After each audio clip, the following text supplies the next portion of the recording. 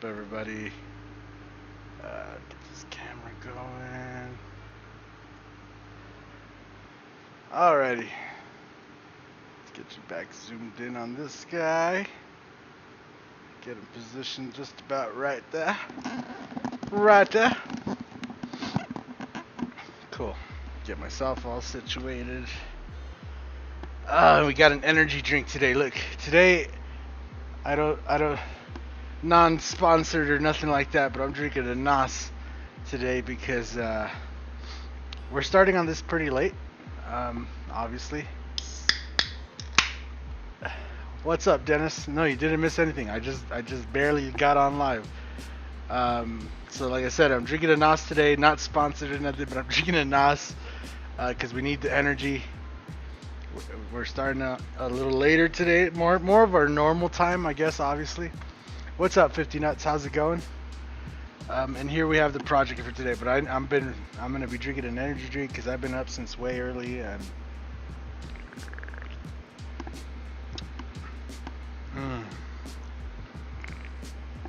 I guess we're just gonna be sipping on that. I'm gonna be sipping on some energy. All right, so here we have today's project. Maybe you could tell what it is. Maybe you can't. I don't know. I don't think you can though. I need to find the other piece to it though that I just had. What did I do with it? It walked away. Gonna need it. See? What? It was right here. I know I did the thing right there. Oh wait, now it's still back over here. Okay. Crisis averted. We have found the piece. So here we go with the piece that I need for there. Alright. What's up, Stephen Ward? How's it going? What's up, Israel? Send this. How's it going? Time for some good airbrush art. Yes. Watermelon, tropical, blueberry, dragon fruit, peach, nectarine, Red Bulls are fire. Yeah. They worked for the Chester neck ruffles. That's funny, dude. So I'm just gonna start off with some white. Again, this panel has heavy flake on it. I went and wet sanded it. I showed the panel yesterday. If you weren't here for that, but it has heavy flake and everything. And all I'm gonna do is lay some white in, just so we could have a backer. So so that none of that glitter kind of shines through or anything like that. That glitter, any of that flake. That good old flake, man.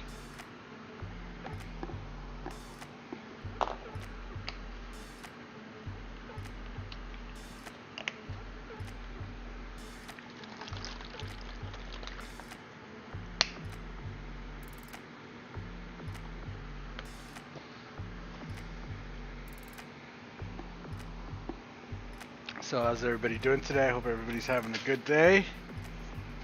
Everybody's had a good day, having a good day, depending on what part of the country you're on. Your Exo blade is new and still can't cut that fine of a stencil. What do you mean?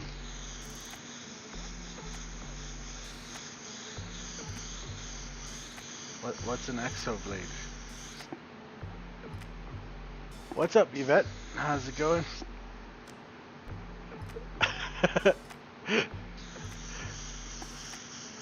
I had to double look at your profile picture because it looked like for a second like you're throwing up gang signs in your profile picture. But I think it's your shirt. I don't think that's your hand. I don't know. I can't tell. It's pretty small. That's pretty funny. I'm doing good. Just another day of painting here, and we're just starting in. We're just starting in with the white base, and I might have already done a big boo-boo here. We might have to wipe some of this off, to be honest. Big boo-boo time. Because I don't...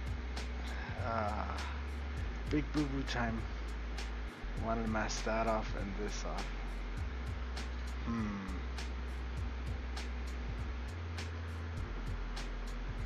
What do I do now? Do I wipe it off? Here, I have an idea. Do this. We'll mark it.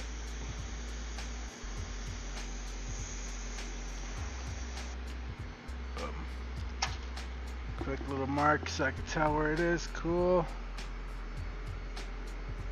And we'll leave it like that for now. I'm gonna end up having to wipe it off though, but we'll put the pieces I think that go in there. Should be over here. Yes, they are.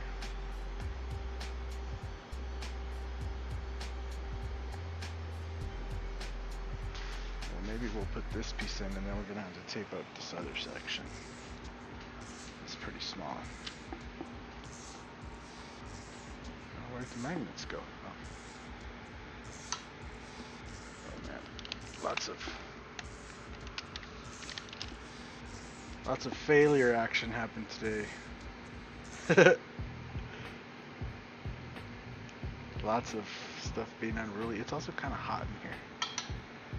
So the reason I'm streaming kind of late today too is it was Violet's graduation kind of little ceremony they had for them today. So I took the morning and I did do some work on this beforehand though. So once we finish kind of this area here, we can unmask it and I could kind of show you the other piece that includes this area that's kind of masked off over here. So. It's the arts and crafts knife. Oh, an X-Acto knife. Do you mean an X-Acto knife? Alright, let's put that in there and then we can mark it off again. I'll just cut it out. What's up, Wicked Insanity? How's it going? Put that in there. There you go. Now we can cut it out.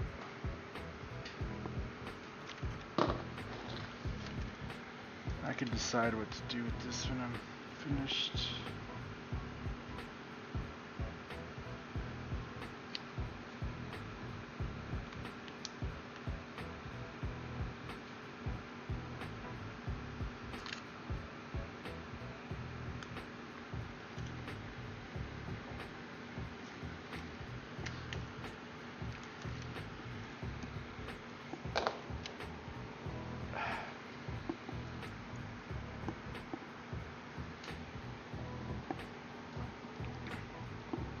It's your finger flicking off in pick.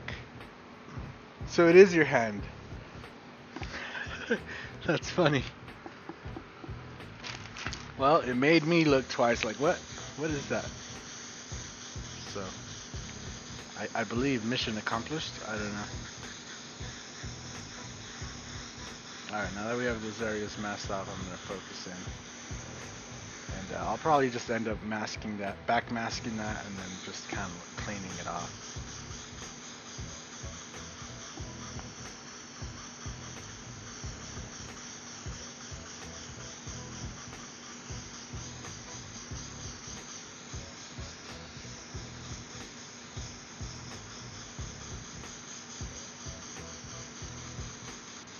Quick little layer of white, some quick little coats, real nice and easy.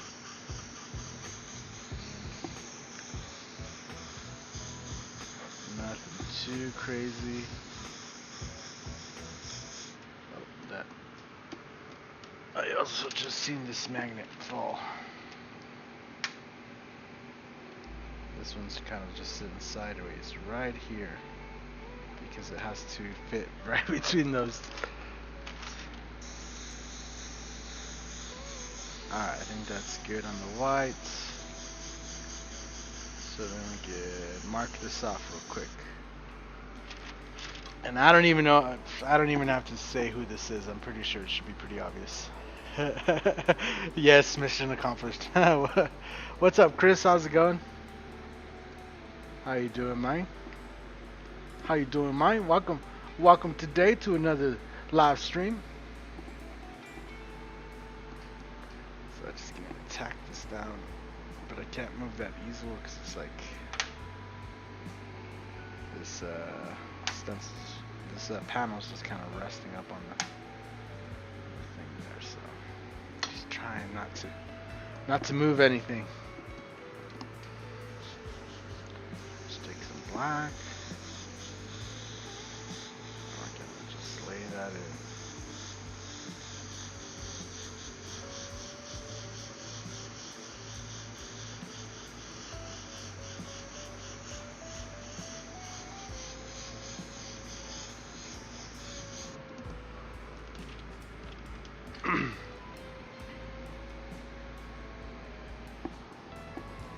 Whose panel is this for? So,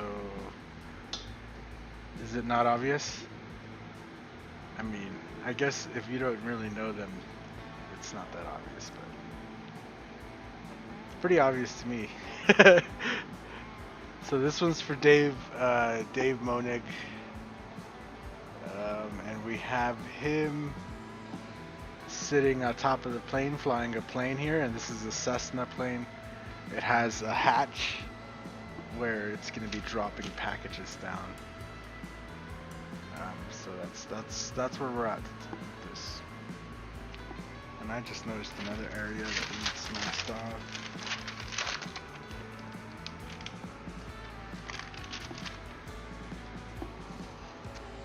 It's Modelo and paint time. Shoot, if I had a Modelo, I'd really be sleeping. 15 minutes, you catch me right here on stream, just snoring away.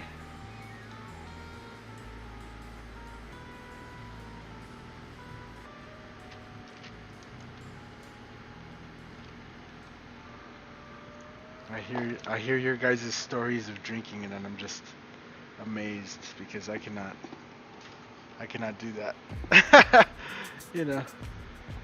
So there we have that. And so all I'm gonna do to start off is kind of mask off Dave, so that, like, you know, the part that's not a plane. So what would be the character, we'll mask him off. And then we'll leave everything else kind of exposed, and we'll start working our way around. We're actually going to start off with some black first, just so I could fill in these windows, kind of build in the detail, and then I'll come back in and cut with some gray, and we'll try to make it look like the plane has panels and stuff, and that way, yeah, it just looks really good. So that's my plan of attack.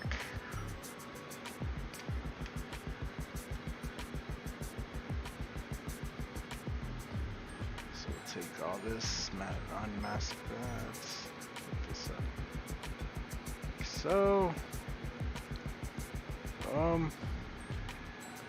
Cool. You're having beer made from black cherries tonight. Oh my gosh. Exotic beers.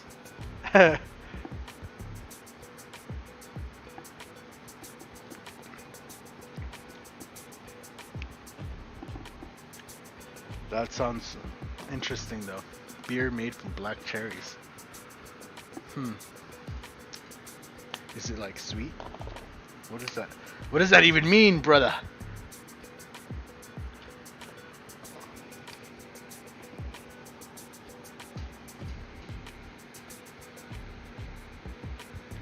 It's like, alright, I'll bite on the black cherries beer as long as you don't end up telling me it's a Smirnoff or something. Then I'm gonna be a little bit upset. I thought we were talking beer.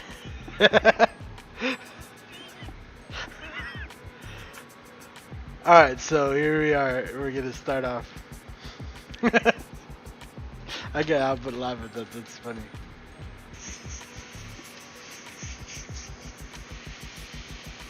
Nice, good little flow in there. Make sure the airbrush is working. Everything seems to be working. So we're just gonna start right here.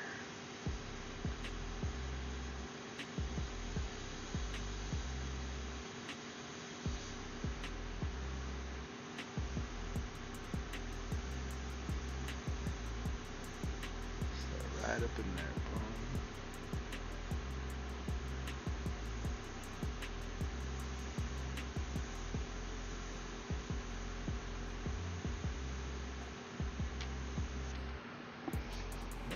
Straight edge. ¿Dónde está la straight edge?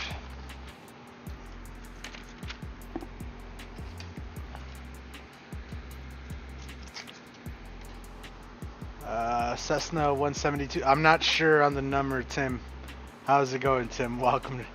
Welcome to the stream. I know it's a Cessna. I'm not sure about the model number. Um, I know Dave owns planes, and yeah, so I know he'll recognize probably that it's a Cessna. Beyond that, I don't know. I'm not. I didn't do that much research. I you know I looked up a plane that most people would probably recognize if you're into planes, and then yeah, kind of went from there.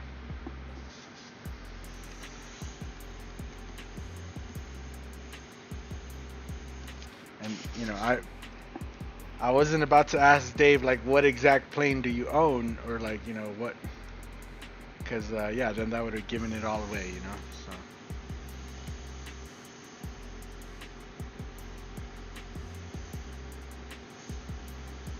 like I said, I'm just cutting in with black real quick, and then gonna come back in with some gray, maybe some white, and then I'll come back in with the black at the very end, and we'll cut it. We'll cut it. Them prices way too high. You need to cut it.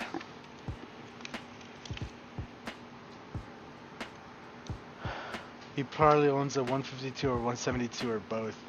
Yeah, probably. Hola, Alexander. Saludos. Saludos, Alexander.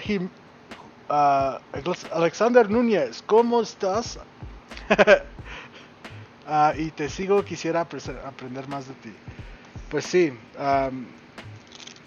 Para los que me siguen en español, no sé cómo voy a seguir los videos en español, pero tengo planeado hacer videos en español.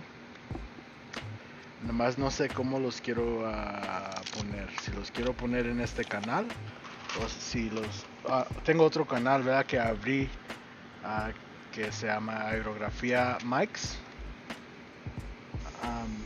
Y lo abrí para tenerlo dedicado, pues, a la aerografía en español, pero no sé, se me hace que me va a tomar más tiempo para que la gente se dé cuenta que ese canal está allí, y no sé, que la verdad se me hace que va a estar mejor si nomás pongo los videos en este canal, y la gente que no les gusta, pues hay que se vayan a llorar, no sé.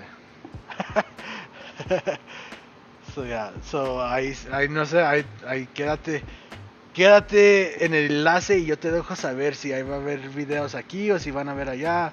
Pero, ve y suscríbete a la Aerografía Max también, y por si acaso a lo mejor pongo videos allá también.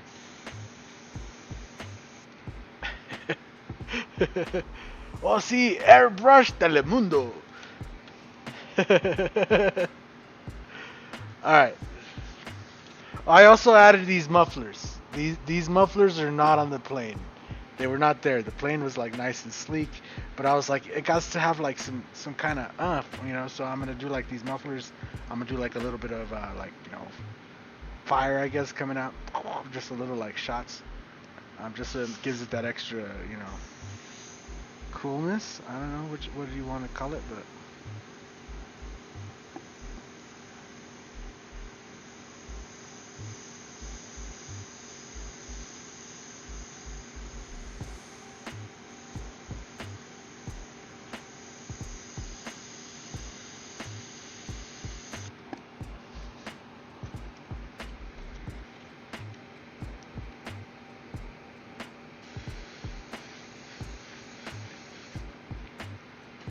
Telemundo.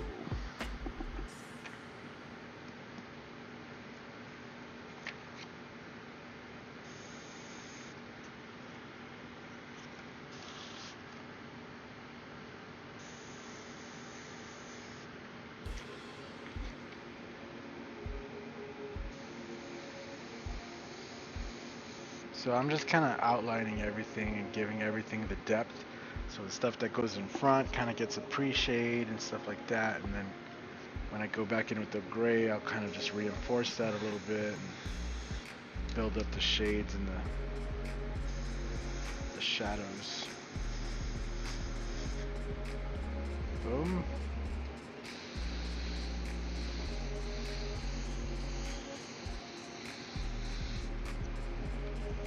See that there? Boom. Allá vamos. Bueno, muchas gracias. Y también muchas gracias por llegar al chat y decir algo y no nomás decir, oye, habla en español, más en español. So, muchísimas gracias por también hablar como una persona y hablar y decir, hey, saludos y todo eso. Que muchos de los que llegan en español nomás llegan, hey, más en español. Pues, ándale pues, mi rey, o con lo que quiera, ahorita se lo hago a su mandado.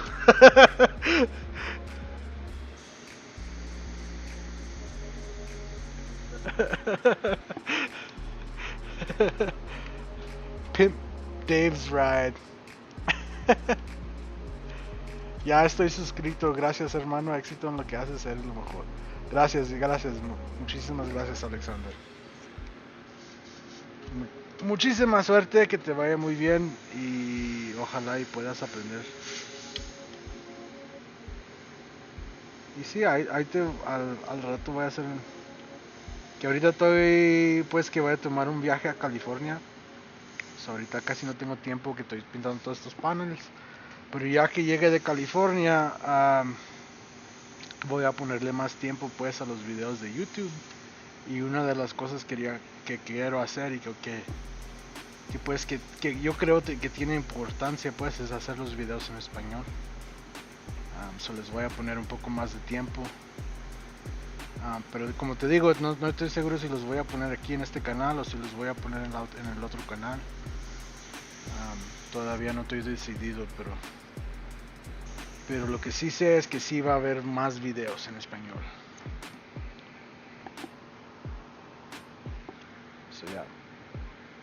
So ya, a lo mejor eso te ayude y ahí nos vemos.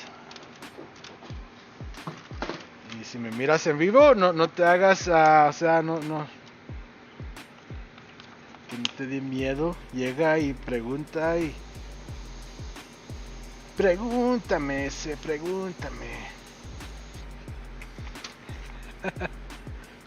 Y para eso estoy, aquí nos vemos.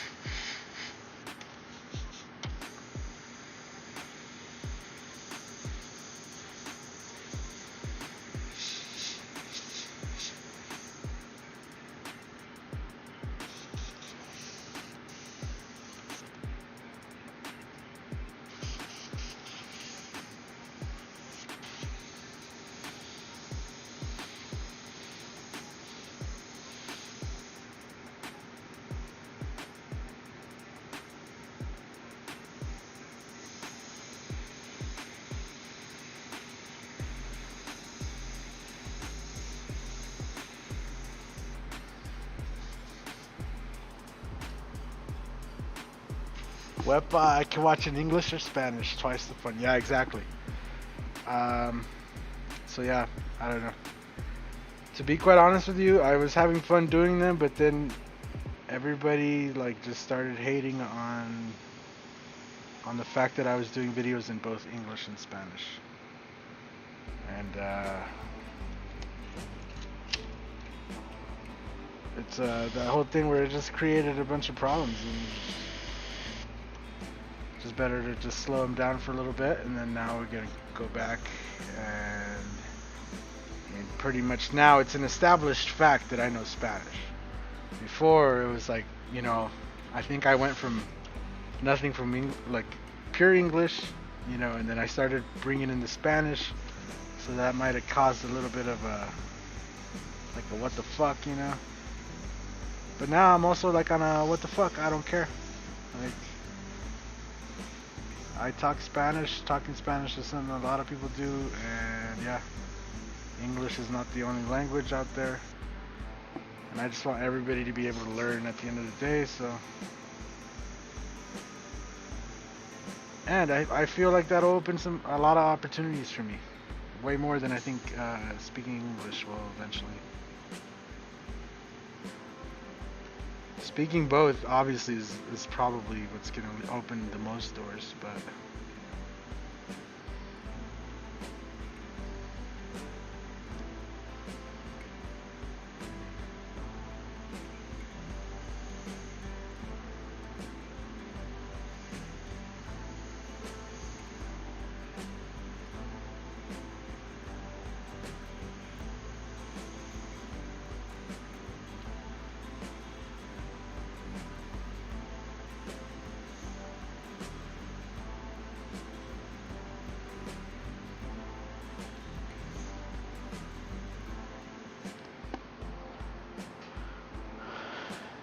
Do you? You'll be true to yourself and your heritage. That sounds like a them problem. You do you, Mike. Yeah, exactly. That's what I'm gonna do. Right, that's just what I've decided. I think, yeah, there's gonna be like I've already decided quite a few things when I get back from California. Um, and yeah, a lot of it is just pushing the YouTube forward, and seeing how far we could push the YouTube, push the quality, try to get subs up and all that, and make a more professional approach to the videos and everything. Obviously, you guys can tell the quality of the live streams and everything has been getting a little bit better at a time. But then now I want to sit down and really make some instructional videos, just some really nice ones, and something that people could look at and look for the next 10, 15 years or something. They'll be able to look up that video and it'll be there for you guys to learn how to do whatever it is.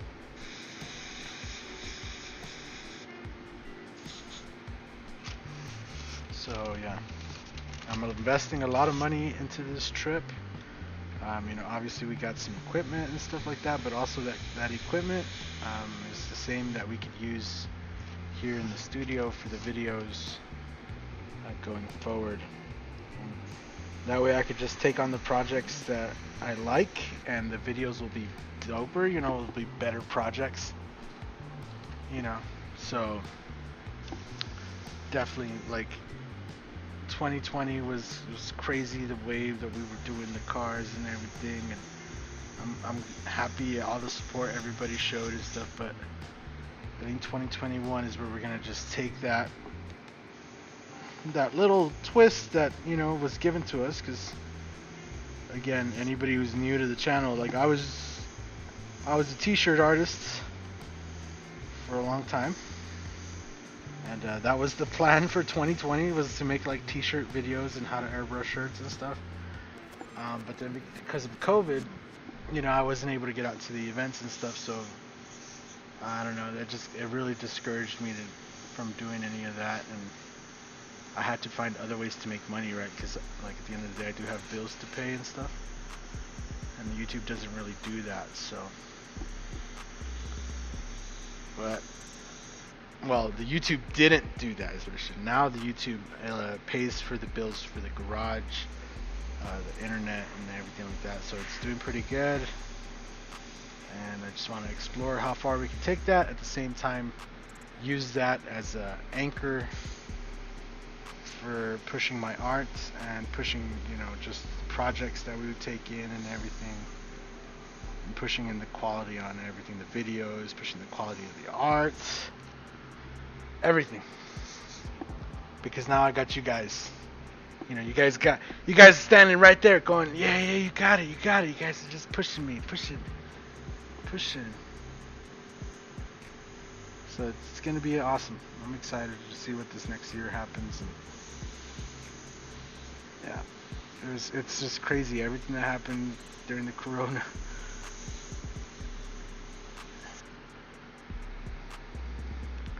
And my phone has been ringing, people are starting to book events, so I've been getting a lot of calls, and it looks like I will be doing some events and stuff like that, like private parties and stuff like that, so that's not gonna stop or go away, but probably might slow down just a little bit.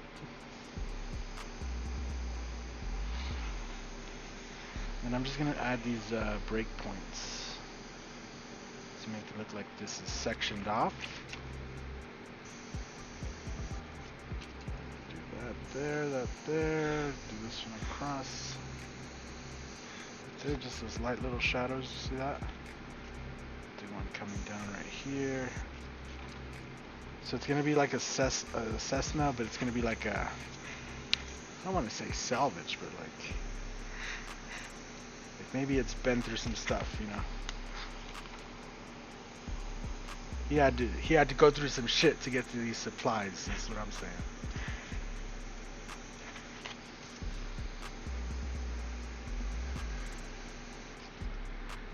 Yeah, and I don't know, hopefully we get some more opportunities open up and stuff like that. I don't know, it'd be awesome to work with some more companies and like I said, do more big events. Like I've never been to SEMA, so SEMA would be cool. Even though I like everybody, all the old timers, I guess, all the videos I keep saying that about them talking about SEMA, it always seems to be like they're just talking about how much crap it is now, and it used to be good back then, and now it's not so good. And that seems to be the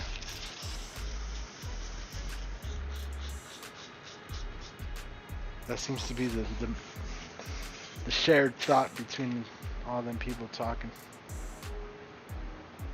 Cessna meets B-52 bomber. Yeah, that's kind of what I'm thinking. Yeah. Like I want him to at first sight just look at it and go, "Oh, that's a cool plane." But then, you know, maybe one day he's just sitting there or something and he's just looking at it and he goes, "Wait, that's a Cessna," you know, like, oh, that kind of deal. So I'm just rinsing out this airbrush real quick.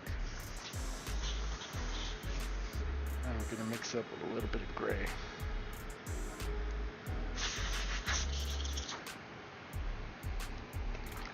And so, yeah, so we have 4 more panels to do.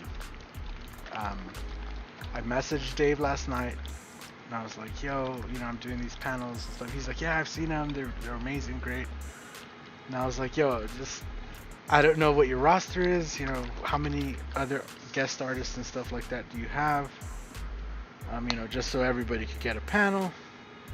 Then I listed off all the artists that I kind of already had done, you know. And I was like, who else, you know, so I can make them. And then he sent me 4 names. So I have 4 more panels to do. Simple as that. I'm just mixing up a little bit of gray. Nothing too crazy here. Just shake it up.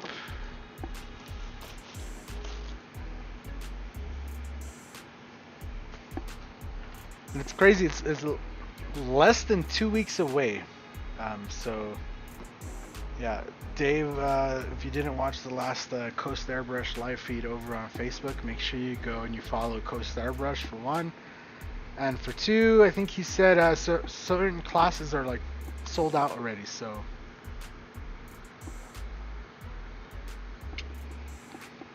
Also, if you haven't already, go on their Facebook page, Coast Airbrush, right? And on Saturday night, if you're in the area of Anaheim, California, which I know some of you guys are that watch me, because you guys have said so and or have ordered stencils and I have shipped them off to you. If you're in the area, they have an event Saturday night memorializing Mike. Jeez, why can't I put words together? They have an event Saturday night memorializing Mike LaValle, and anybody can go as long as you RSVP over on their Facebook page so that they get an idea of how many people to expect. I believe it's going to be hosted by Chip Foose. So if you haven't already, you know, it's either worth signing up for a class, or if you're in the area, you could go and you know, go and hang out and, you know, see some cool art. So what we got here is kind of a little bit of a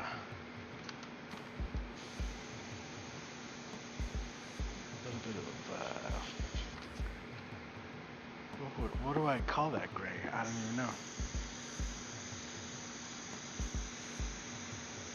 It almost looks like a metal gray, especially against the black. Like a metal gray. That's what I'm gonna call it. So yeah. And yeah, I know some of you guys in the chat have already said you're gonna be there taking class. I believe somebody is gonna be in the Luminor class with me, which that was pretty cool. Yeah, and they have lots of classes going on, so if you want to learn how to airbrush, definitely worth.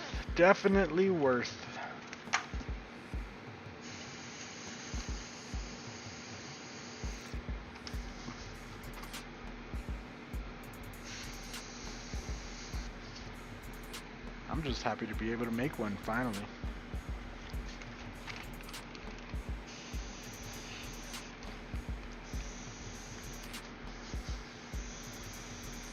I'm just working it in fast and loose right here.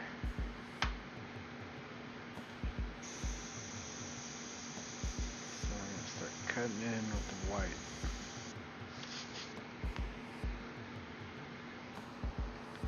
Battleship Gray. Battleship Grays look good. That's a good name.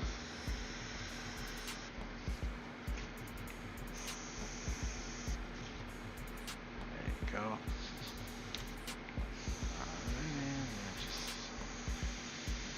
Shading up in here.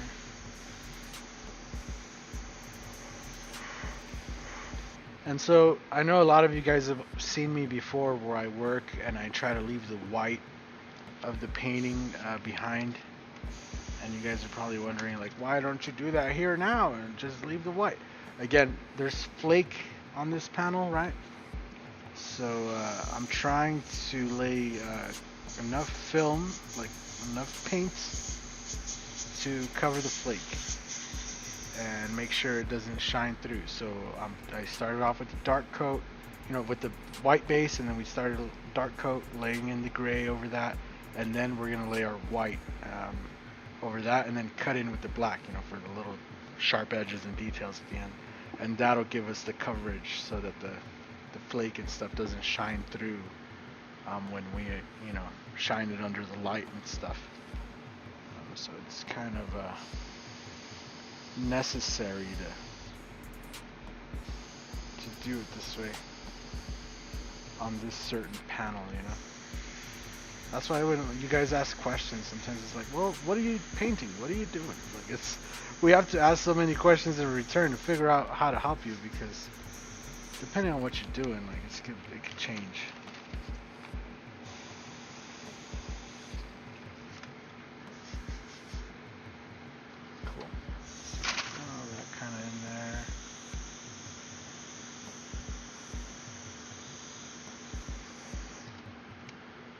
So what I'm going to do, before I do some white, actually I'm going to do the white first, but what I'm going to do is I'm actually going to tint this gray. Let me dump some of this out.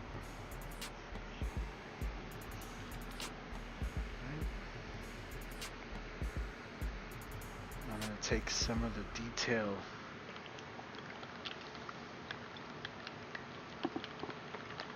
detail flesh tone here. We're going to add some of this onto this gray. Just a tad bit more reducing. We're going to shake it up and let it sit for a sec while we do some white. And then we're going to come back in with this color. Just add some little details real quick.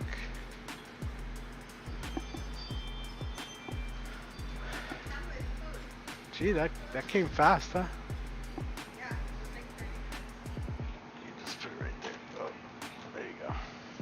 Thank you. Yeah, good.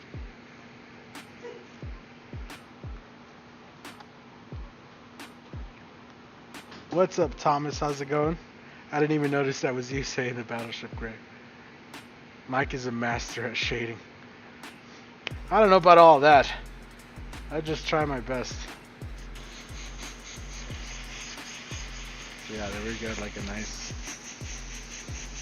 Not really quite rusty, but it's like a nice offshoot.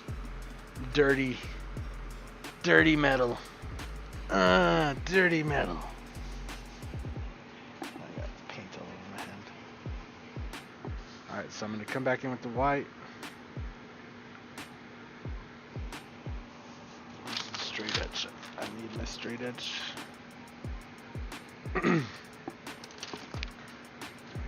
Just start off with this body right here.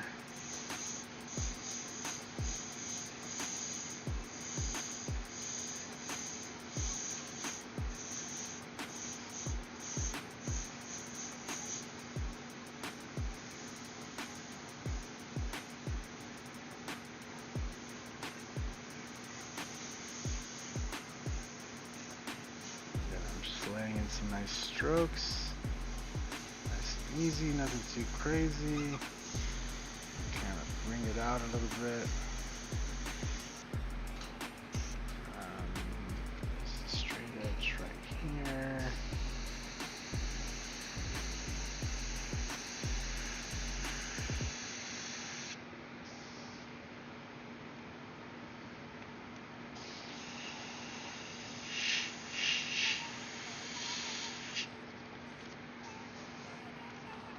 go. Right on, thanks Israel.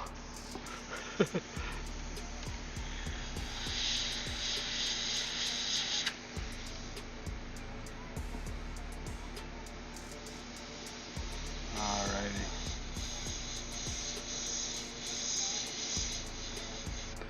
I feel like I should, that's too close, but I feel like I should do this. There you go.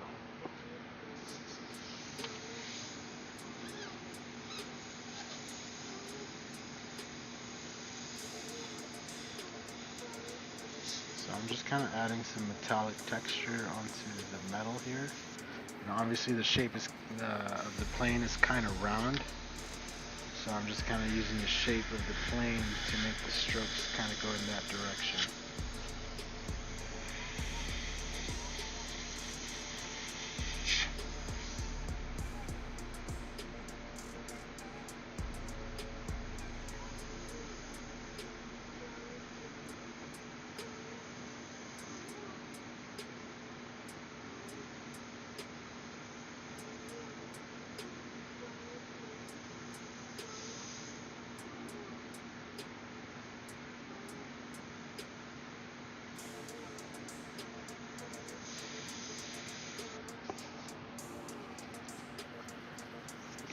This thing.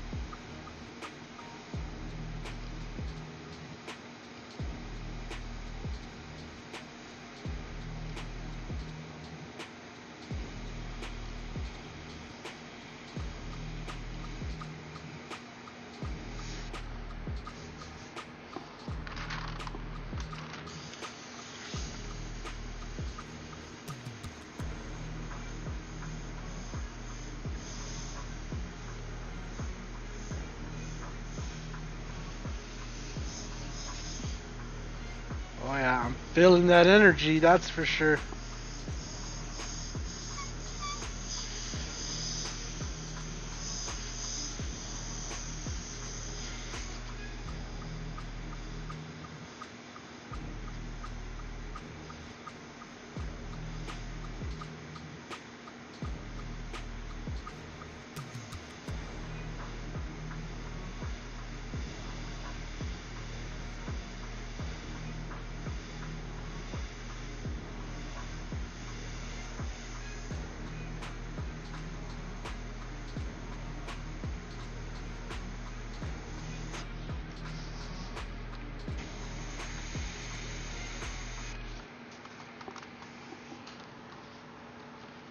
Don't let your dinner get cold. Good point. Let me take a bite here.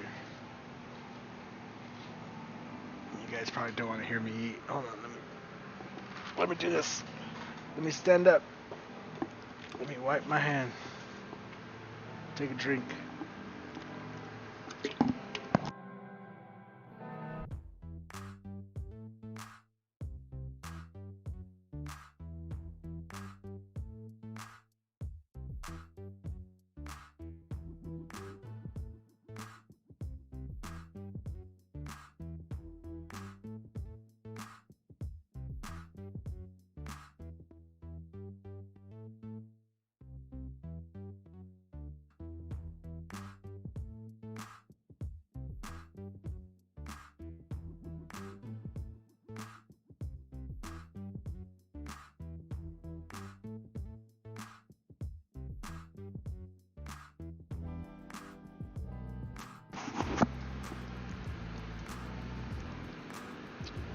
All right. Get a quick bite.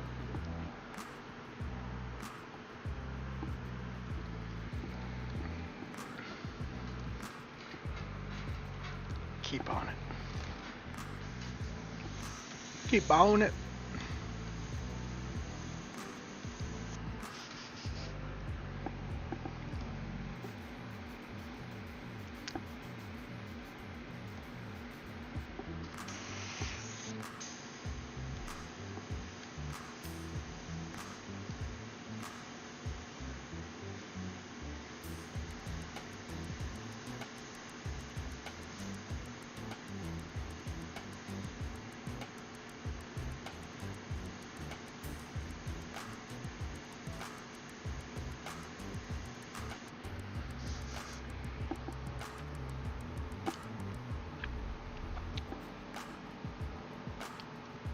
The Eclipse or the Cobra?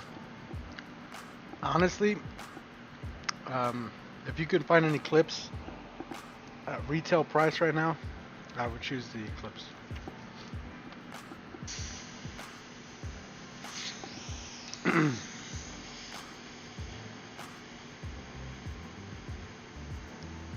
I've been trying to keep up with how crazy these prices is getting for these supplies and airbrushes and stuff. It's crazy.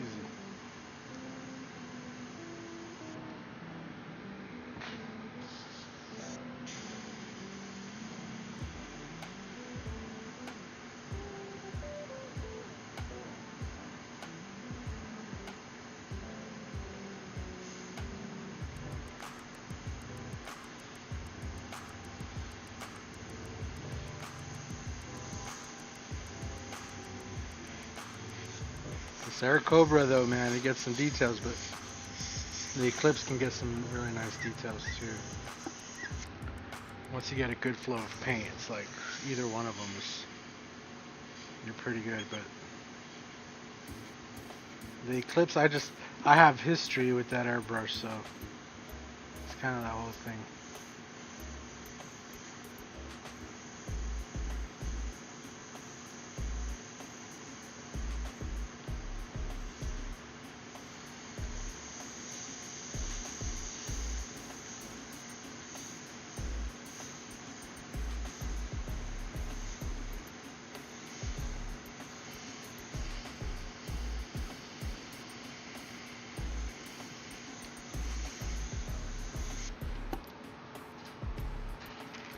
Hobby Lobby has it near me according to a website. Yeah, if you could get it at Hobby Lobby, go pick it up.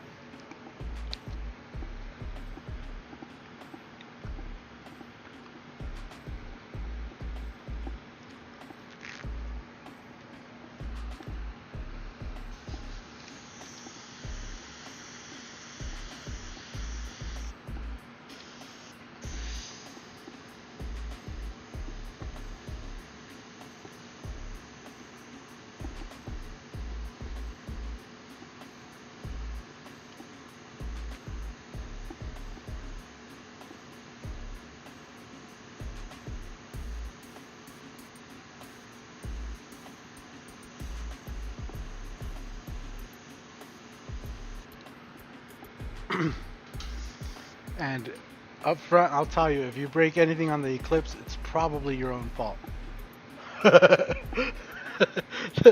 That's true though. Like the Eclipse doesn't really break. I've never had a part on an Eclipse just like break off. It's usually user error.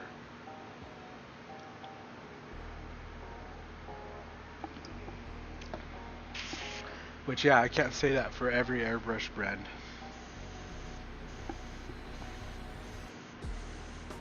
Because yeah, the same thing that happened to you, I've had that happen with other airbrush. Not the talent's still in there, still good, but in the past I've had other airbrushes kind of just during routine maintenance, you know, just usually it's taking it apart too. You're just like kind of just carefully trying to get everything apart, and then there's that one piece that's just like you're just loosening it, and then it just snaps in half.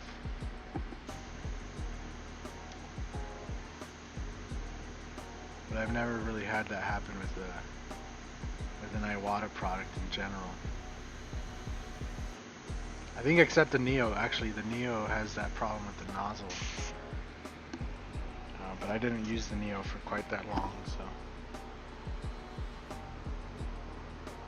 Yeah, the Amazon thing, bro. I'm done with Amazon, bro. I can't even recommend you guys to buy anything from Amazon now. I wish there was another place to like recommend where to get easels and stuff that I could have an affiliate link to, because yeah, the Amazon thing it really just,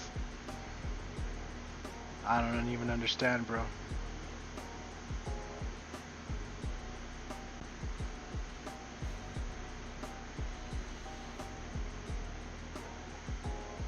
And yeah, I believe I've gotten used airbrushes from Amazon when they were supposed to be new, and yeah, the amount of way people are scamming Amazon, and Amazon just doesn't even give a flying F. They just repackage stuff and resend it out, and it's just like, yeah. So I can't. I'm done. I'm done with Amazon. I rather recommend you guys go to Spray Gunner or go to Coast Airbrush, and I'm gonna just start linking off to freaking eBay or some other shit, because even eBay has standards. Like when you send something back on eBay and they relist it, it'll say used, you know, used but new or whatever. They don't like, you know, if it's refurbished, it clearly says, because it's part of eBay's like terms and conditions or whatever. On Amazon though, it's just like they don't even give a fuck. They just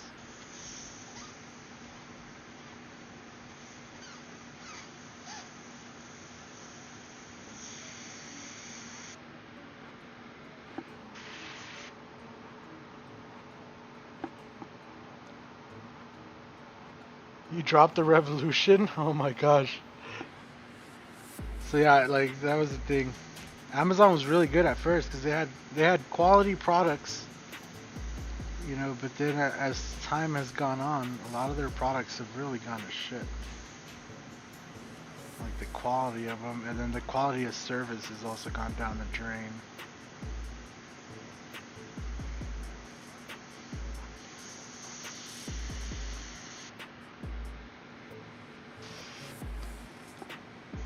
Just in my opinion, you know, I don't know. Maybe you guys have had better results.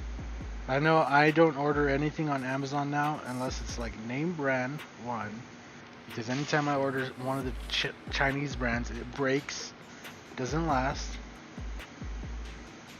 and then, you know, it's a gamble still. I feel like a lot of times I'm ordering something, and if the thing doesn't say new in sealed box, I feel like I'm gonna get gypped.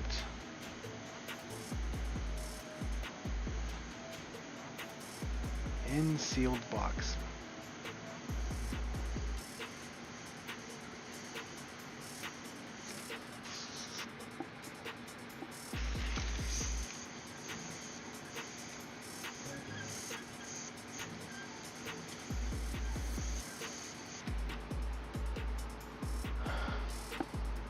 Plus, I could find my graphic novels at a good price on there. Yeah, I mean, I don't know. It's just I wouldn't recommend it for any high dollar items. That's for sure. You're gonna spend hundreds of dollars on something. I think you're better off just going somewhere else. Different online store or just different store altogether, just different place.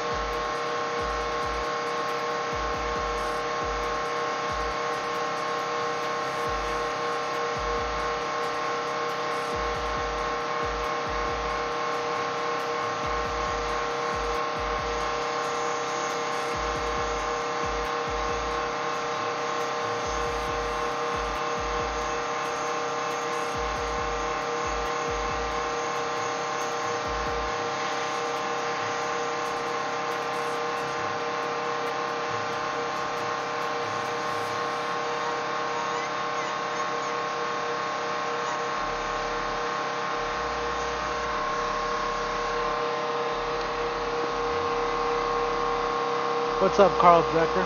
Carl Becker, how's it going? This one is coming along well. Yeah, thank you.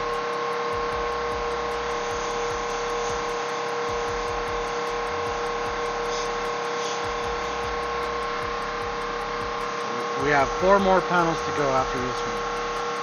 And we'll be done. I might do like a double whammy stream tomorrow and do 2 panels in a day tomorrow.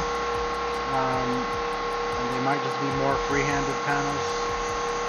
Not so graphic intensive and stuff like that.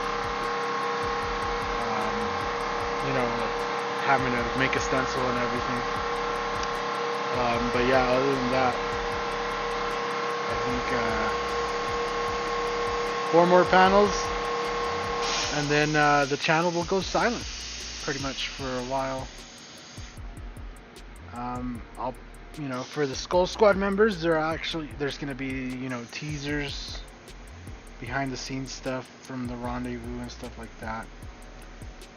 But other than that, everything's going to be on social media, so like Facebook, Instagram. So if you follow us over there, you'll be able to see some of the stuff from the rendezvous.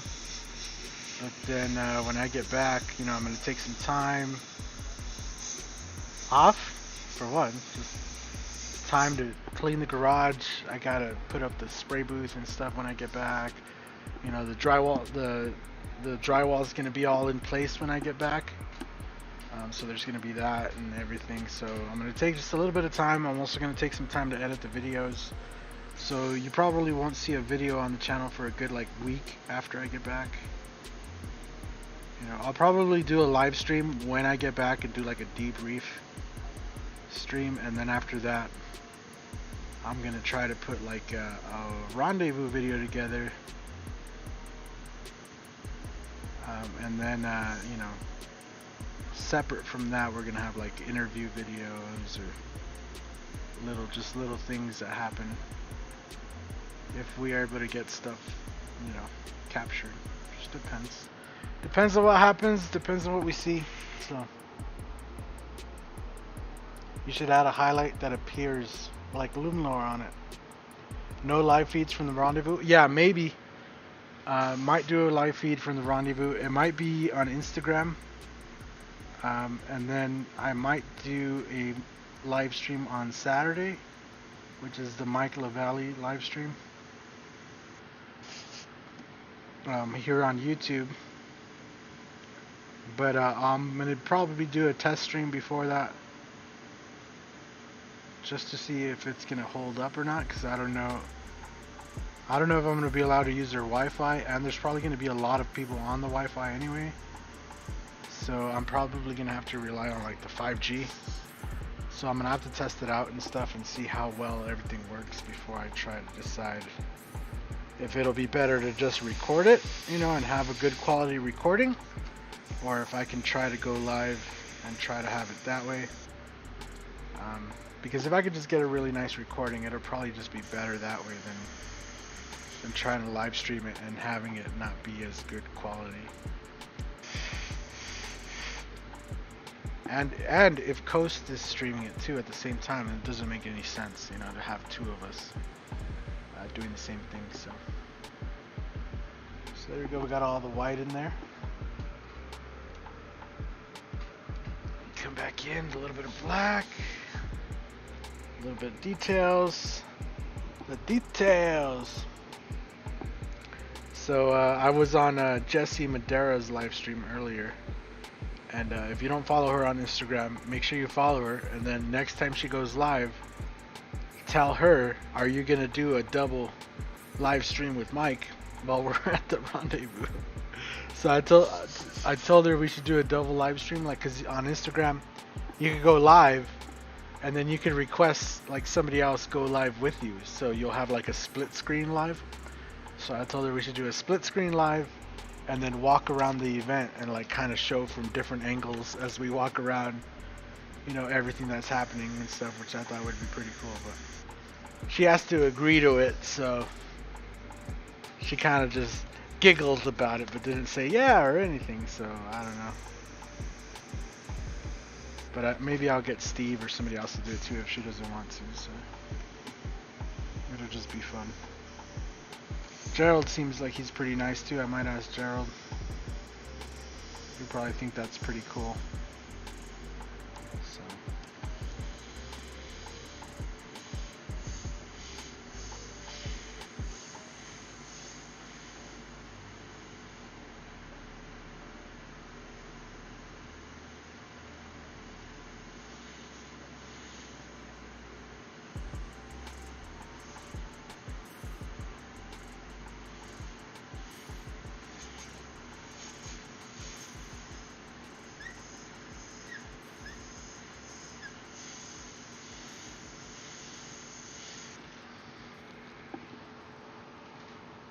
They gotta at least let the artists use their Wi-Fi. The least they can do for your effort. Yeah, but see, I'm just going as a student, so I'm not like a guest artist or anything like that. I'm actually going as a student. And yeah, those guys do not know me. They don't know who I am. They don't know how long I've been around or anything like that. And I don't think they really even care. Doesn't really matter to them. I don't know. At least nobody's brought it up to me.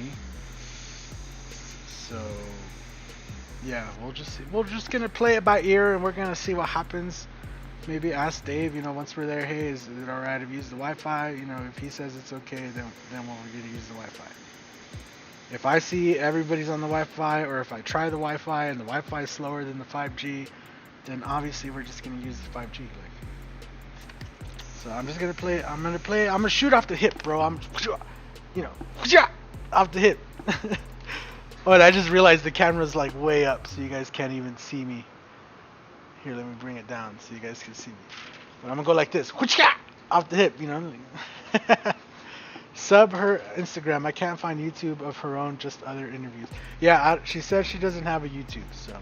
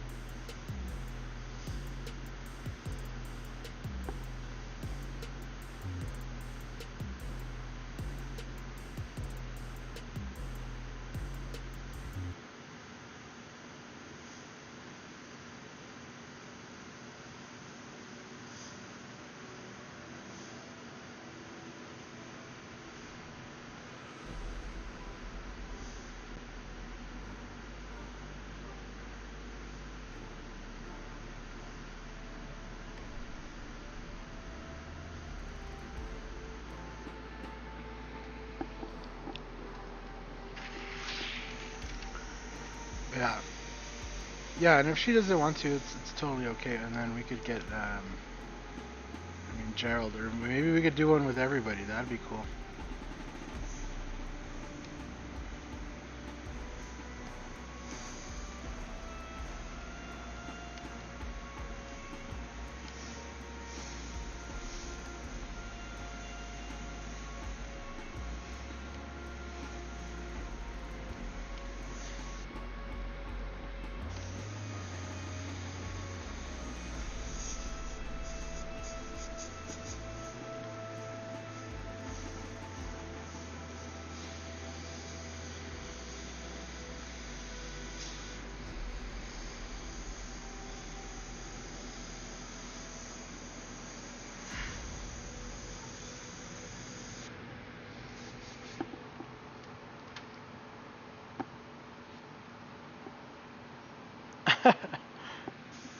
You thought because she was a gorgeous artist. Bro, aren't you married? Aren't you married? Dennis, you're gonna get yourself in trouble, bro. You're gonna get yourself in trouble, Dennis. No, but yeah, I would.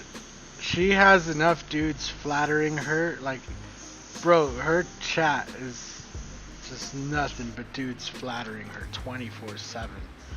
Like, if I was her, it's like I would just. Anytime I feel depressed, I would just go live.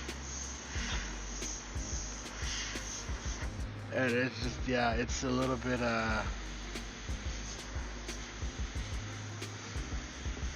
a little bit weird, to be honest, because you just want to be there and just, like, show support for her and, like, you know, watch her paint.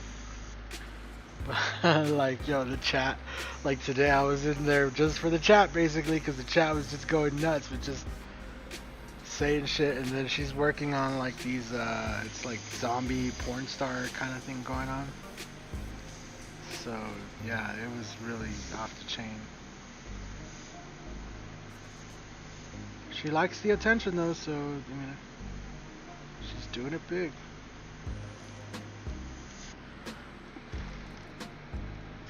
Is that what I need to do, though? Do I need to start wearing a tank top on stream?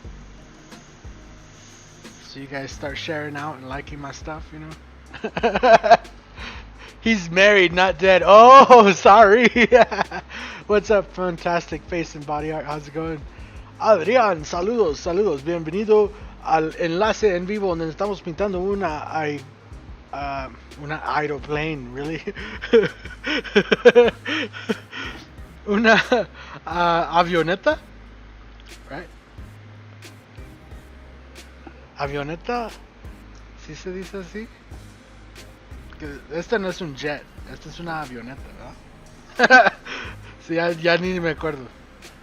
Pero bueno, saludos, Adrián. Bienvenido.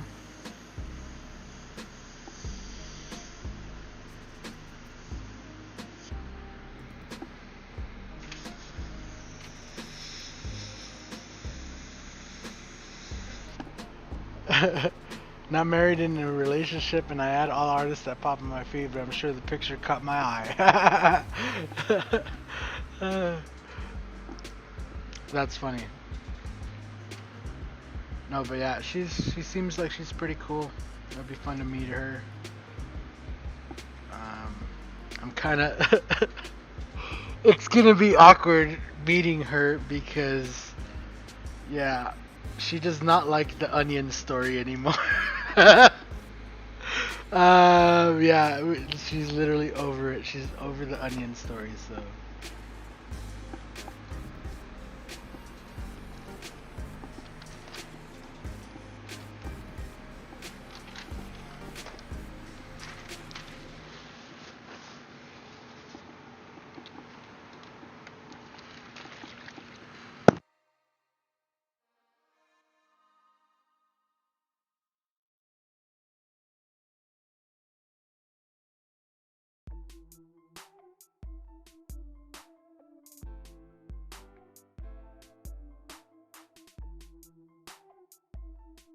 Alrighty, so let's zoom you guys back out.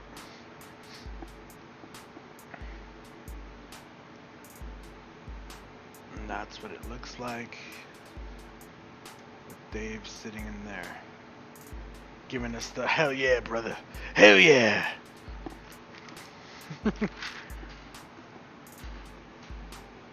I love watching your videos. You inspire me to do better. Thank you. I'm very humbled, but I myself am trying to do better, so. But thank you very much. It's very much appreciated. Your kind words mean a lot to me. I love hearing you guys' kind, awesome words. It's very I don't know. It's kind of, I don't know. I still don't know how to feel, man. Like, I don't know how to feel. That's not what I set out to do. I didn't realize it was going to be a byproduct of teaching, was that everybody would start just like, you inspire me, you know, you inspire me, you're great. And it's like, I love it. Keep telling me, yeah. But also at the same time, it's like, I don't know, you know. I'm not ready to be a role model.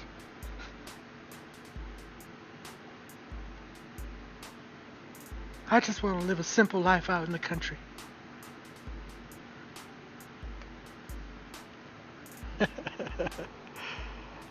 My favorite pizza toppings. So I like provolone cheese with spinach. Probably weird, but that to me is like a regular pizza with the regular mozzarella and the whole shebang, you know. But then spinach with provolone. So good.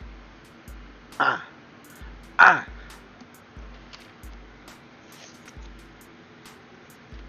Like, I like a good meat pizza and all that, but like, if this is me and I'm just gonna eat, like, yo, and I don't have to share, give me a spinach pizza, please. Fresh spinach.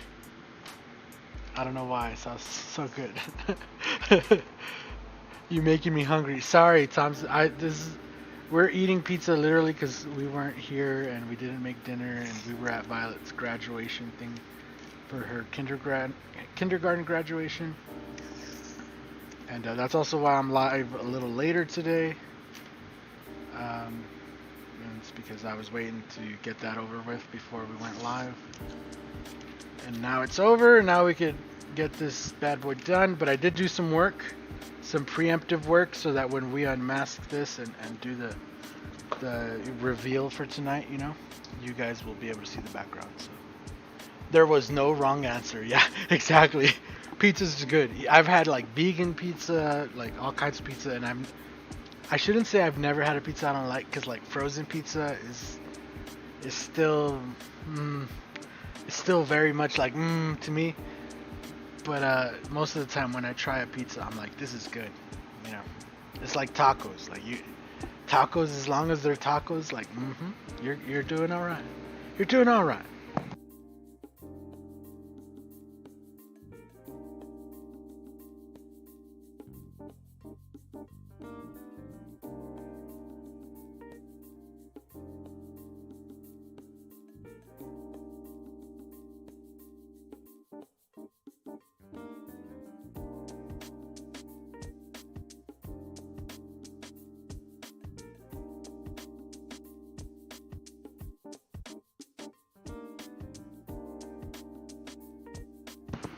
All right, now we can focus on Dave. Now, his particular, caricature dude, I actually used his face, and I have a picture on my phone. My phone's charging over there so that I could go grab it, and I'll have it ready. So I'm just gonna start by filling in his shirt first, which I don't know. I'll take input on what color shirt you guys think he should have. He's wearing a tank top, if you can't tell. So yeah, I'll take input if you guys want on his shirt. What color do you think Dave likes to wear his shirts? I see him, he's always wearing different kind of shirts. I chose to give him a tank top because I noticed he'd be like, bro, and all his pictures he'd be looking swole. He's like, he'd be trying not to show it off, but I see him. I see you, Dave. You be swole. So, you know, I'm gonna fill in his shirt, and then we could go ahead and fill in his muscles and his face and everything. Spices: marinara, pepperoni, bacon, ham roast, garlic, banana, peppers, jalapenos, normal mozzarella. I mean, that's a lot of toppings. I like how you broke it down all the way down to the spices, bro. Spices have to be in there, then marinara.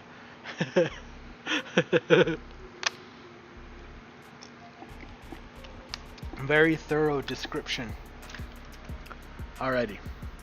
No suggestions on the colors? Nobody got anything? I'm also gonna change up this music real quick. Let's see here.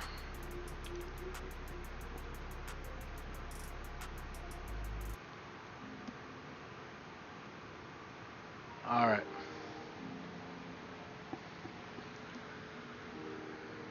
Nobody? Colors? Actually, I think I'm just gonna go with the limelight green. I freaking love this color. It's a really bright green. It looks freaking awesome. Oh, you know what? We didn't ever go back and add this color onto the plane. It came out so good though. We don't even. I don't think we need it. I'll be good. I'll be good. I don't need it. I don't need it. Just leave it. It looks good already. Just leave it alone. I was gonna add like some distressed metal, kind of. Maybe some like rusty spots or something. But I honestly think the plane turned out really good, so I don't want to. I'll just leave it alone. I don't want to mess with it.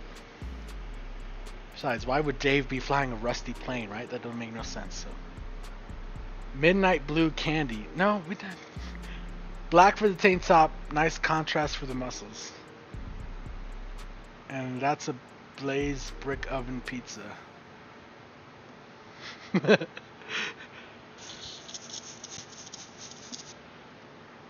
Black. I don't want to go with black just because it's just like such a common color. I don't know. I gave Bugs a black shirt over on this one. I gave Jesse a white shirt in that one. The pinup girl has a yellow dress. Mickey has a red outfit on. Rob has multiple colors. So here's where the panel ended up. I have to clear it still, but so you guys watching here, let me get you out again. This is where the panel ended up for Rob. It says, "I love my guns." Right, and then of course this is all flake, so as the light plays around, the "I love my guns" part will either shine right in your face like that, or as you walk away, you know, it's gonna become more contrasty, as well as him. You see how he kind of. So once we put the clear, that gets more exaggerated. So, but there you go. And the reason we put "I love my guns" is because he's a gun fanatic. He likes guns and stuff, and I've seen him like quite a few posts about, you know, his Second Amendment rights and all that, which I can respect. I could put some respect on that, you know.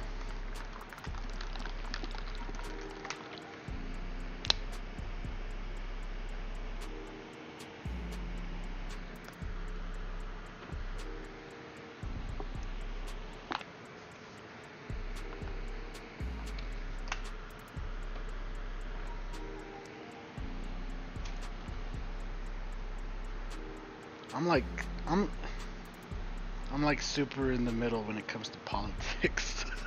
Super right down, split in the middle.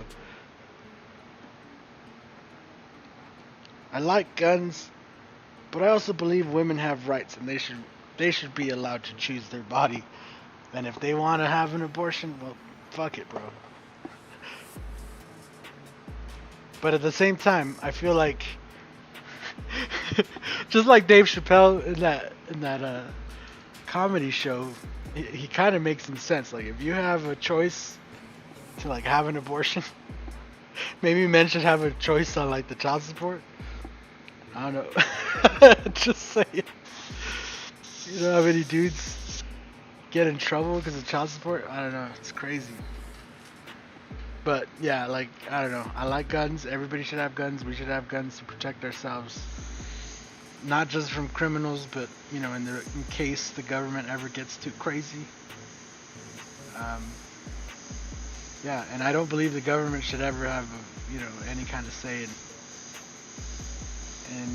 you owning a gun. They should literally be handing them out, is what I feel. Just like other governments across the world do. But I do believe there's a limit on what you should be allowed to own. I don't think people should have tanks and like machine guns and shit. So like, I'm in the middle. Like, you can have guns, like even like a nice M4 and stuff. I'm not against that. But like, there's people out there got some crazy weapons that are just like, bro, why? What do you need that for? And I understand if maybe you own a weapon shops, maybe you develop weapons or something like that, then I could understand. But if you're just some guy, you know, and you're just like, I need these to protect my land, and who are you fighting off, bro? The English are gone.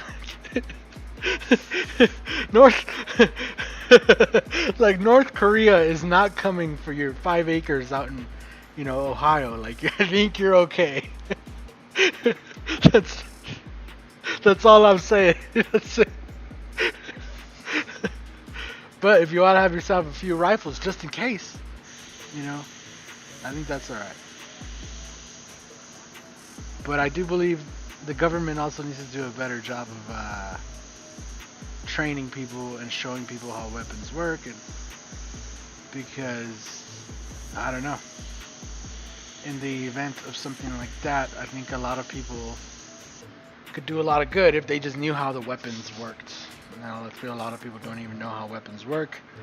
So even if they had an opportunity and they were like in the middle of a robbery or something like that, and they had an opportunity to get a hold of somebody's weapon, they really wouldn't know what to do beyond that. So I don't know.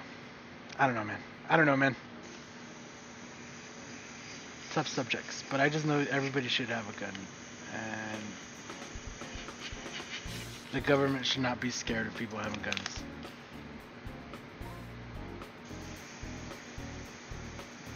Having a tank, though, that's a different story. If you wanna fight for your right to keep your tank, you're on your own, bro. I'm jumping out of that conversation. I'm like, nah, I don't know why you need a tank. I'm out of this one. I actually want to hear your explanation.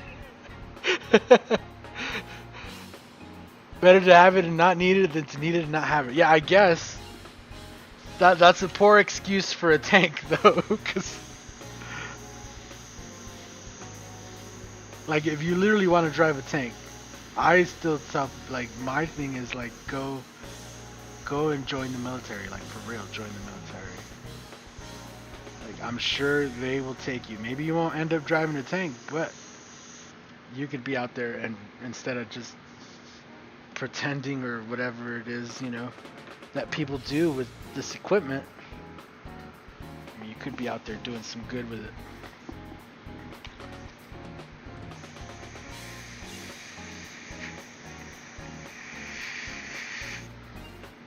That's just kind of how I feel, man.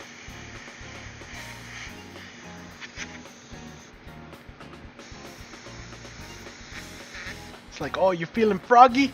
You feeling froggy? Then go prove it, bro, and go sign up and stop fucking with everybody else. Because there's real enemies out there, right? And your neighbor Juan, you know, who just came here to mow the fucking lawns or whatever, that he's not your enemy, you know. Neither is Muhammad the dentist, or you know, any of the people that come here to this country. Like, that's not who it is. That ain't it right now. You know, I don't even know who's it right now. I'm just saying. Go join the army. They'll point you towards the right way. The real enemy somewhere out there, you know. All right, frost looking female from AVP. It's not a condom. What? You don't need an 80K for Bambi, bro. Huh? Okay. I'll be here. Okay. Alright. Don't take all night. Oh, okay. No, where are you going? What? Oh, no, I'm fine. Love you.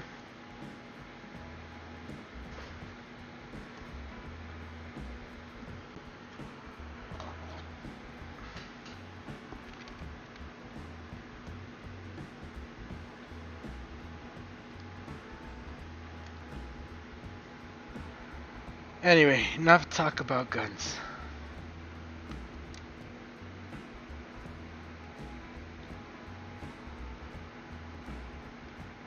Yeah, I do agree with your statement of better to have it and not need it than to need it and not have it. I do believe that is very true.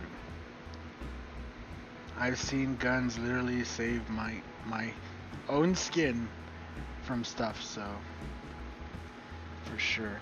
And that's just like wildlife, you know what I'm saying? I've seen guns protect us from rattlesnakes.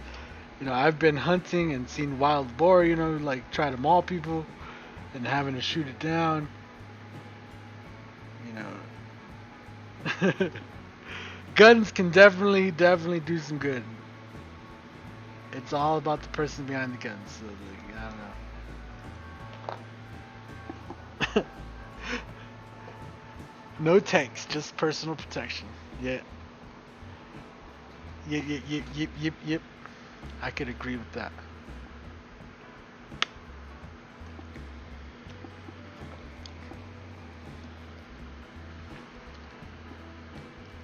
Cool.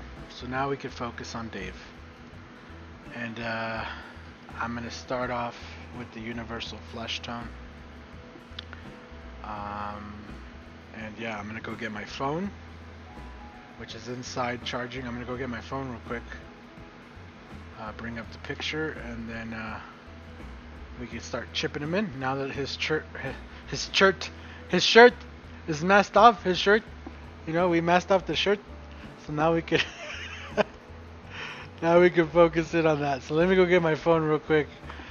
Give me one quick second. I'll probably go use the restroom and stuff too. So one quick sec. I'll be back, and then we'll get Dave going and finished up. So.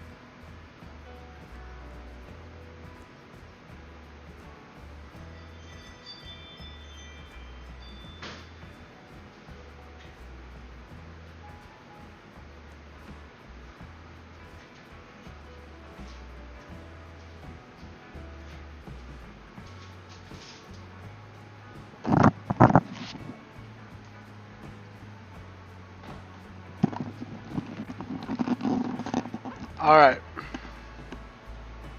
here we are.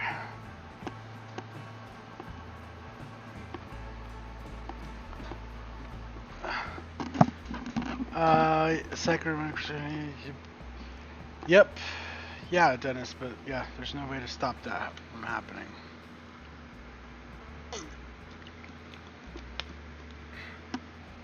And that's an excuse that those guys can hide behind. And the people that like guns just won't, you know, in any community, if you have bad people, you know, there's usually people that will call them out, like, no, that guy's not, don't do that, you know what I'm saying? I feel like in the gun community, it's reversed. There's people that may want to do some stuff like that, and there's other people that are like, oh, you should. I don't know, bro. It's a double-edged sword.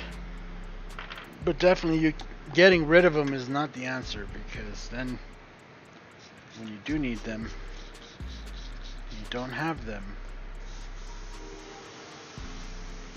And then trying to use the whole criminal, well, if we ban them, more criminals would, you know, like, that's also a very stupid argument, because the whole thing of being a criminal is you don't follow the rules.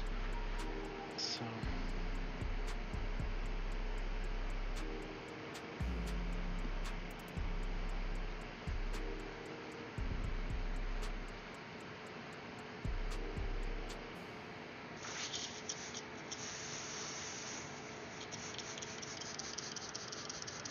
I'm not sure what really the answer is. I just know that, yeah, that can be a tough one.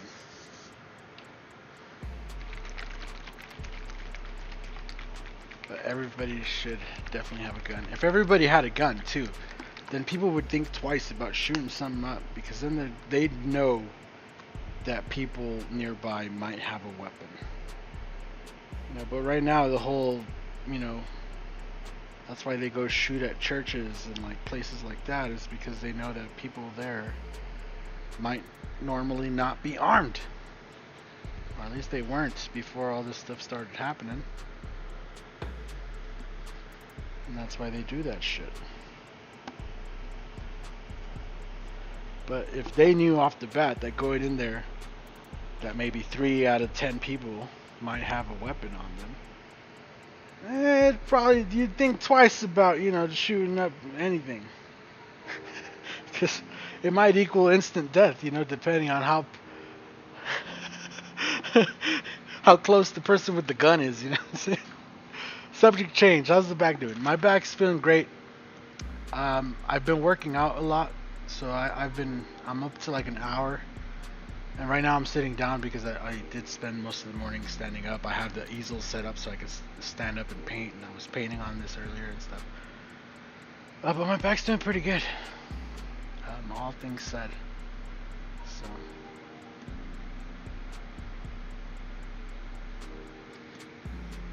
I'm happy. I'm gonna be able to stand around.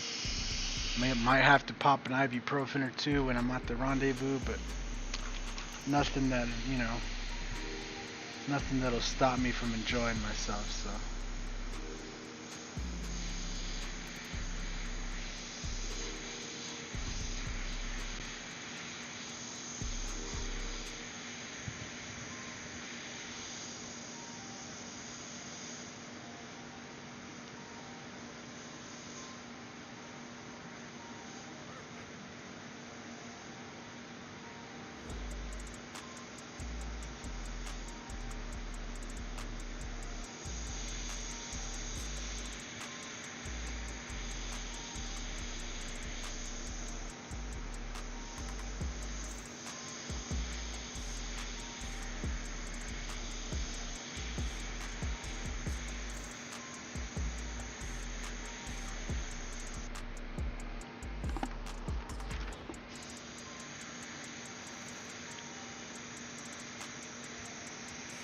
working it out, stretching it out every day.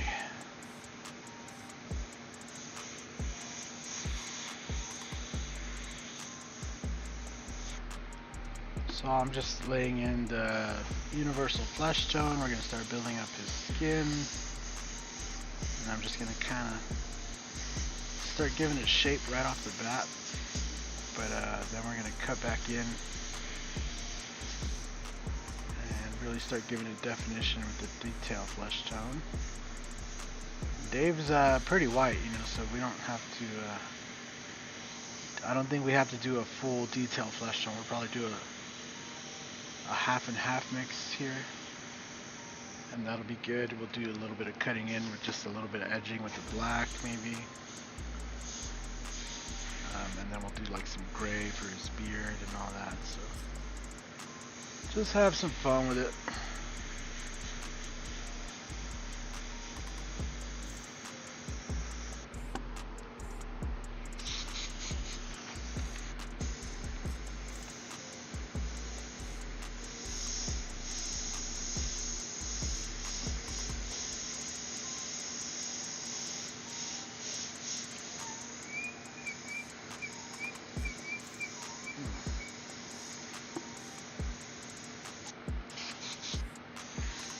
Now I feel pretty full.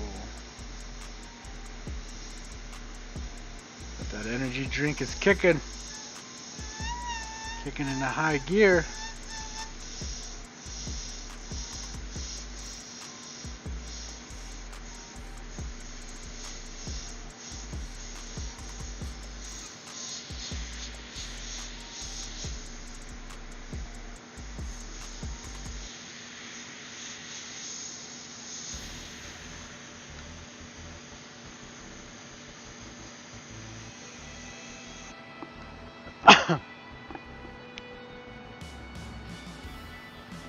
There are videos that chiropractors make to crack their own backs and stuff, probably on their own. Might help you. Yeah. Trust that I know this. So what I've been advised from my physical therapist and stuff is to keep working out. And so what happened is my hip was was out of place for so long. That's the problem. So I went in an extended period with my hip popped out of place, which forced my muscles and stuff to really readjust and stuff, and that's why my back was hurting. It's because my muscles were like trying to overcompensate for my hip, and that's what was causing me issues, and that's still what causes me issues today. So what I do is I'll pop my hip into place and then work out and try to get my muscles to get used to being in the proper position. Also, that whole time that I was, they were trying to figure out what was wrong with my back, I was obviously not moving very much. I was pretty much stuck laying down or sitting down. Walking was like super painful.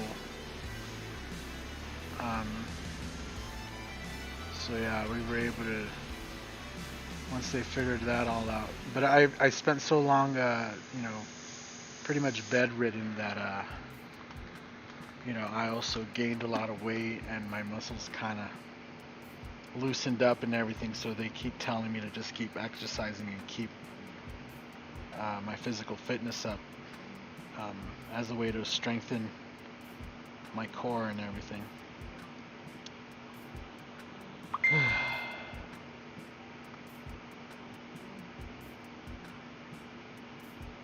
So that's the whole thing right now. Alright, so I need to save this picture of Dave real quick. Go to the downloads, there it is. Put Dave's face up here, and then we can start working. Change the timeouts timer.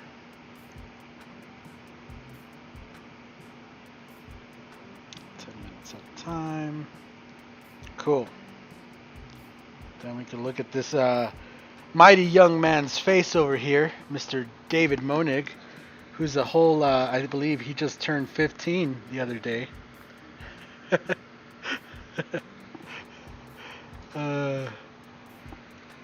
Yeah, so it was like all of it compiled together to really fuck up my health. What was basically 2019 was super weird because I didn't know what was wrong with my body. I was just in intense amounts of pain. I couldn't move. I didn't know what to do. Like, it was crazy. Follow that up by like, okay, they finally figured out what's wrong with me. I could stretch it out. I could walk again. let's go back to work, and then like, oh, COVID is here, and yeah, nothing is going to be open, and I'm not going to be able to go back to work. So yeah, that was quite a follow-up year to also being injured that whole year. But we're making it happen. We're making it happen. We're keeping it popping. We're keeping it moving. Keeping it shaking. So yeah, now like an hour every morning has come dedicated to working out.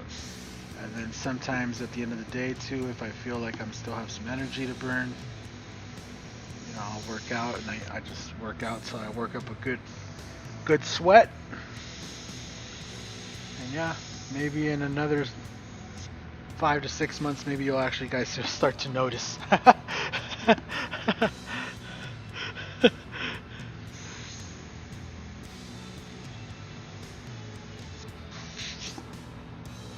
All right, let's see here. Is this? That's way too bright. Why is this so bright? Let's get you guys in here. There you go.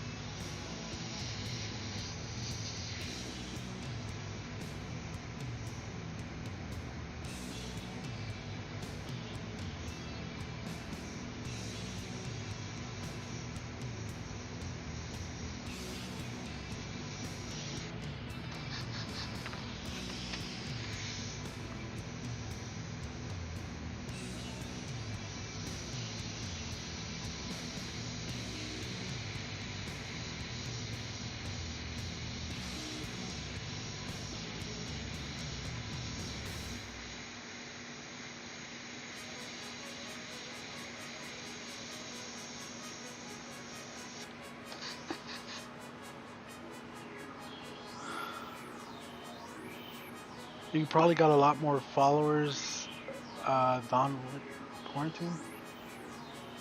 What's Don Wit? I don't know. I can't understand the sentence. What's up, Scott, man? How's it going?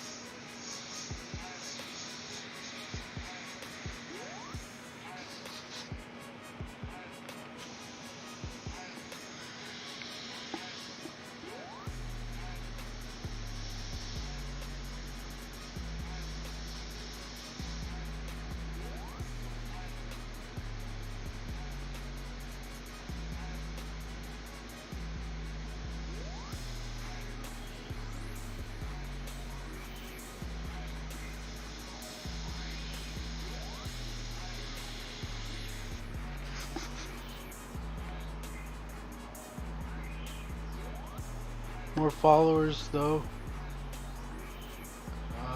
Though with quarantine. I don't know, maybe, maybe not. Then it also depends on see what happens after everybody goes back to work. You know, how many of those subscribers are gonna stick around? How many are just gonna drop off the face of the earth? Because that could also hurt the channel in the long run too if there's just a bunch of dead subs. And then like if YouTube does another purge, like they did nothing that long ago, a couple years ago I think it was, they did a purge on like dead accounts and like just spam accounts and stuff like that. And at that time we lost like 5k subs. I lost like 5k subs. So if they do that again, and there's a bunch of people that just like, you know, went back to work, aren't really active on the internet no more, you know, just life takes over again, that might also end up, you know, just hurting the channel in the long run. So we'll have to see what happens. Can't really say right now.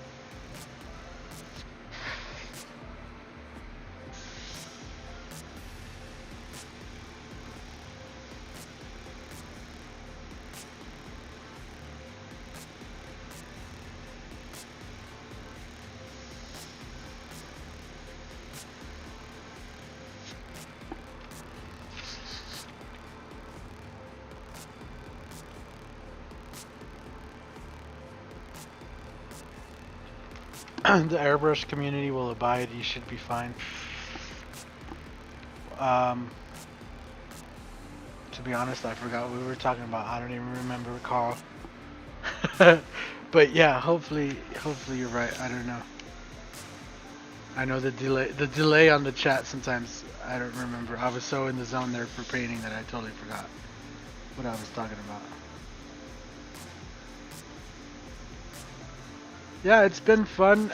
You know, like I've talked about in the past, I kind of, you know, did kind of do my own thing for a long time, just like a lot of artists do. Once you know, you're busy and you're painting, a lot of people just, you know, you don't have time to really keep up with other artists and stuff. So that was my thing.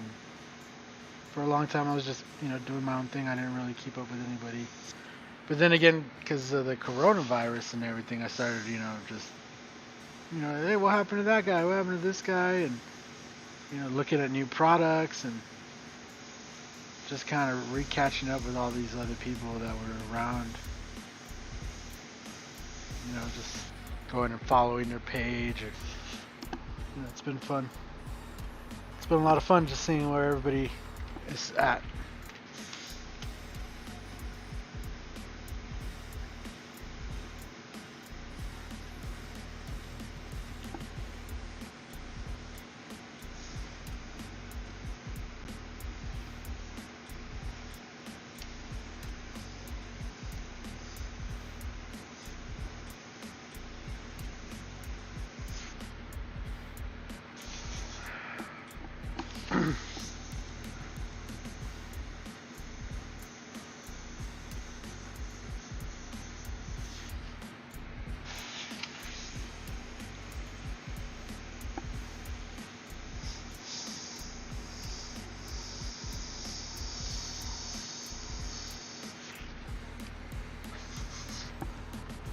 This guy legit just posted a video of gluing pictures on his shoes.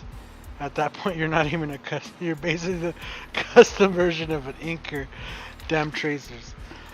That's funny.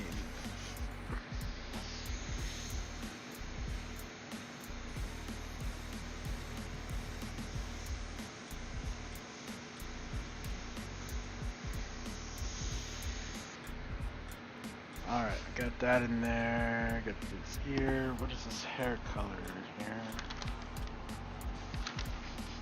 It's like a darker shade of brown. I think I'm gonna add a little bit of a smidge, just a smidge of red onto this. So we can get kind of his reddish tone to his skin. Pinkish. I shouldn't say reddish, pinkish. Peaches. You know what I mean.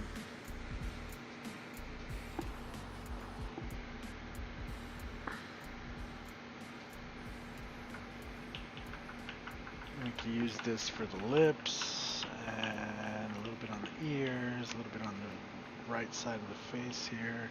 And then we'll probably use it also on some of his muscles and stuff over here. Rosy hue. That's a good way of saying it. Jeez. Getting all fancy with the words over there. Yeah, that's a nice rosy hue. Not nothing too crazy, but just enough of a difference that it's really gonna just.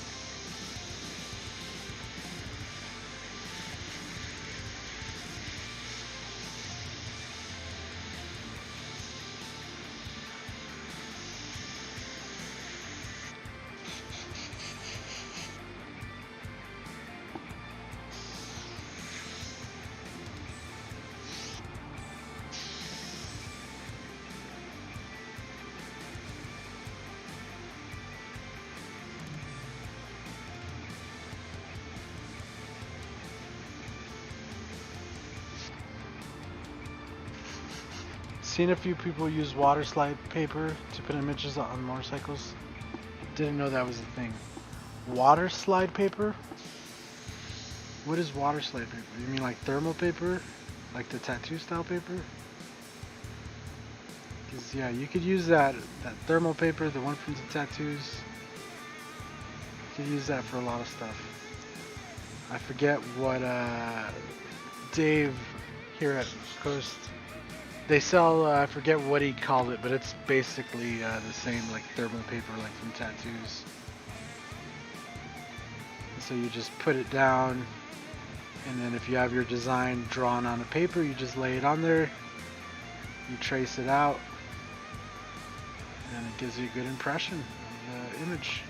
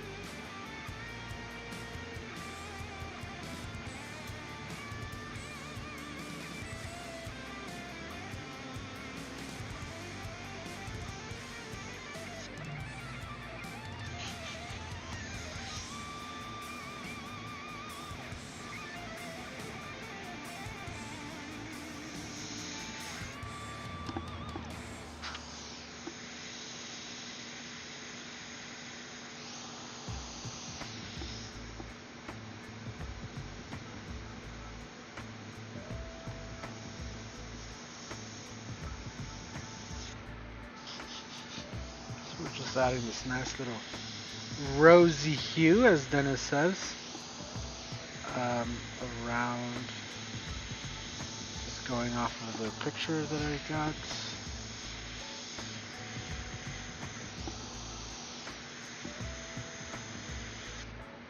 Just kind of back adding it in there.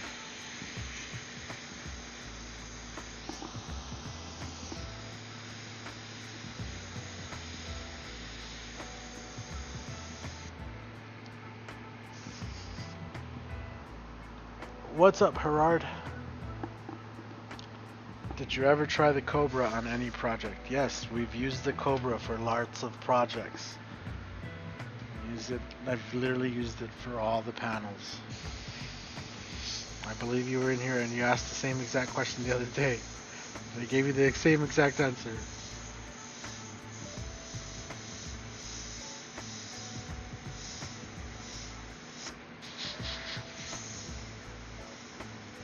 I literally am using it on this project for the whites. The white is loaded in the Air Cobra. This was an image printed on the paper, then slides off like a film once it's wet, straight onto the tank, then cleared. Oh, you mean like hydro dipping?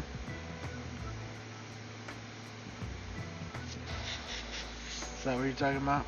Or you mean like the paste on tattoo? Is that what you're talking about?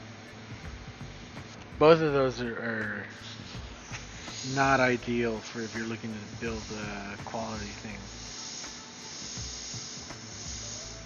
The dip stuff looks really great at first, but I know that I've seen a lot of it, even stuff that was supposed to be like, oh, top-notch quality or whatever, just look like utter crap after, you know, maybe a year, 2 years tops, maybe two years tops.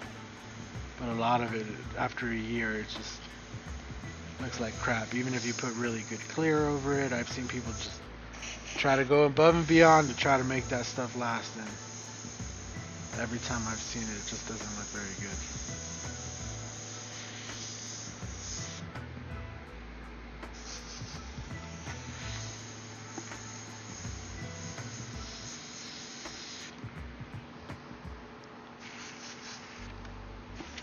And a tattoo style thing on the tank just doesn't sound very good either. I don't know. I've never tried that. I've never seen that, but you know, I don't know.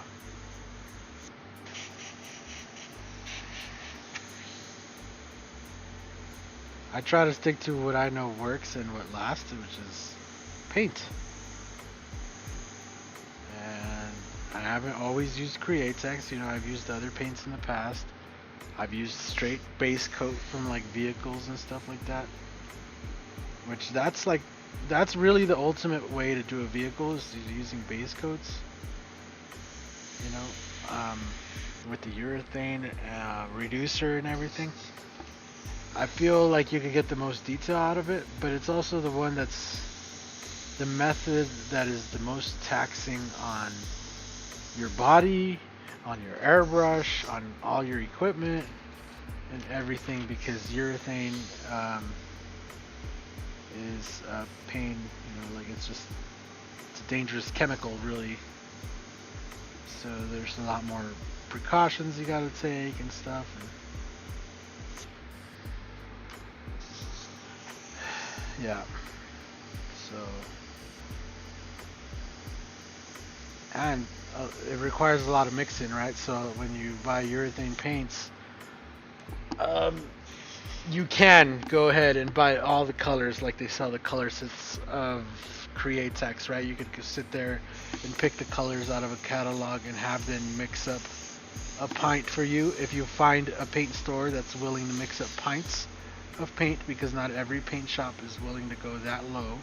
Most of them will require you to order or buy at least 1 quart of paint, which sounds good until you realize that urethane enamel could be like up to $200 a quart.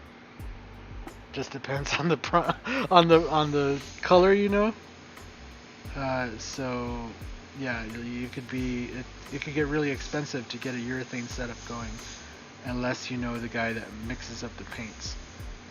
So that's the way I did it back in Denver, which is actually, I knew one of the paint shop owners, and me and him, you know, did work together. Anytime he had an airbrush project, he'd send it over this way, and then I say we'd because there'd be like me, Cisco, and a couple other artists. We'd decide, you know, who is gonna do it, or what's the best way to go about it, or whatever, you know.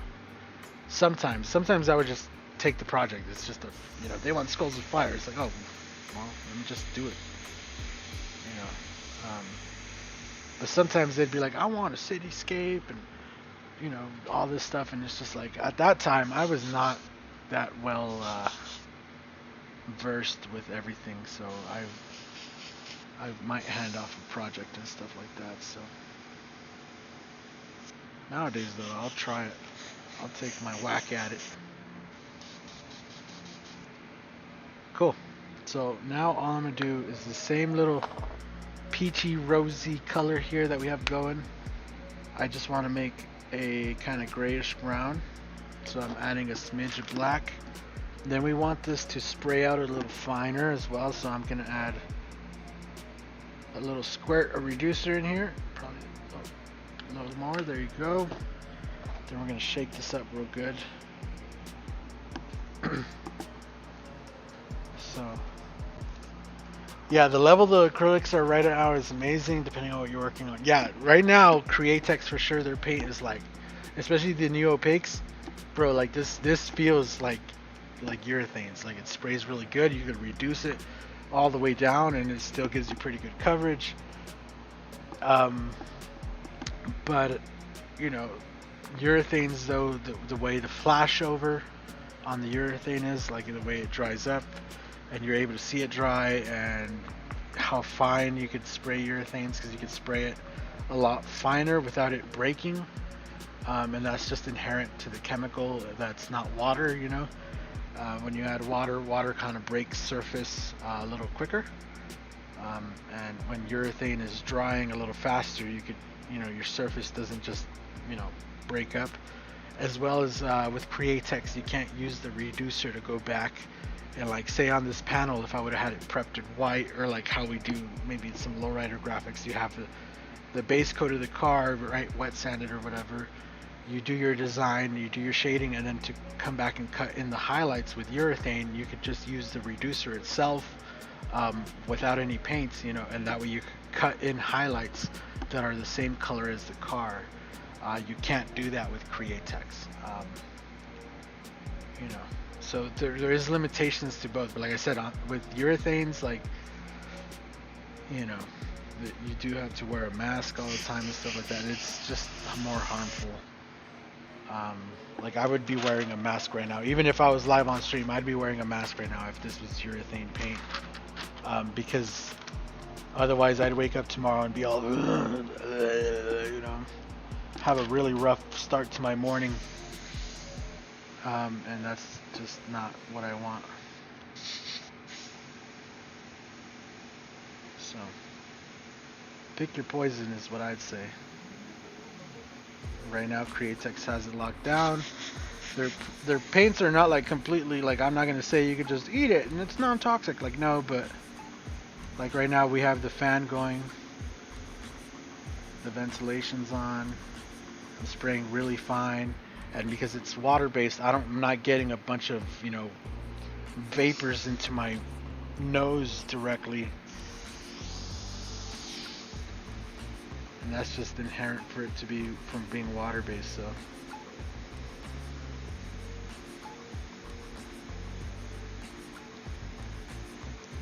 So I say pick your poison, man. There's stuff you could do with either one. Certain projects I might still use urethane. I still do use urethane. For base coating, like if I'm going to spray a motorcycle and, you know, we're going to do a pearl blue or something across the whole motorcycle, sometimes it is better to just get some nice urethane base coat, lay it out, put a layer of clear, wet sand it up, and then prep it for artwork, you know. A lot of times it just does work out better that way. So what's up, William Climb? How's it going? You really despise the hydro dip scene? I mean, it has its uses, I guess. It's just, I know it doesn't last out in the sun, so. ¿Tienes tu WhatsApp? No, yo no uso WhatsApp. Si tienes preguntas, ahí pregunta en el chat. Si quieres hacer una llamada conmigo, suscríbete a la Skull Squad, al nivel más alto, y de por seguro te puedo ayudar. Si no, tenemos un grupo de Facebook, o puedes dejar comentarios. Hay muchas maneras de que puedes llegar tu pregunta sin WhatsApp o sin tener que hablar conmigo directamente. Good, hope you're good. I'm doing good, man. Just had a little bit of pizza, had an energy drink. That's probably why I'm rambling on, is because of the energy drink. And we're getting this little miniature kind of caricature of Dave here. I don't want to call it a full portrait because it's not a full portrait, but there is some detail going in here.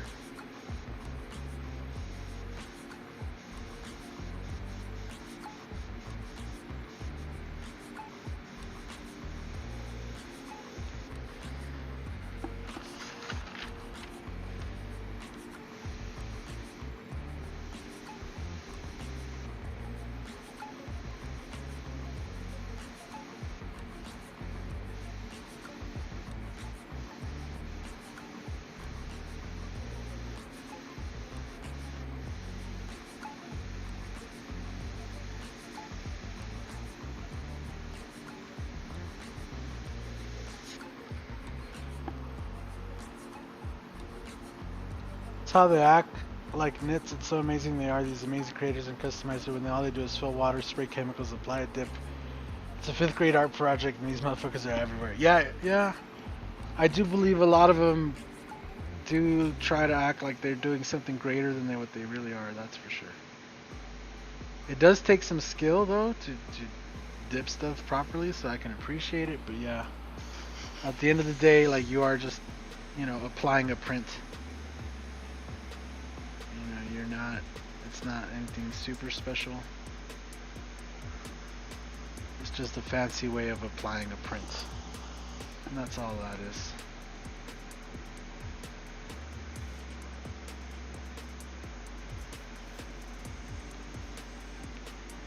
Nothing against them or anything either, you know, but be real. Be real with yourself.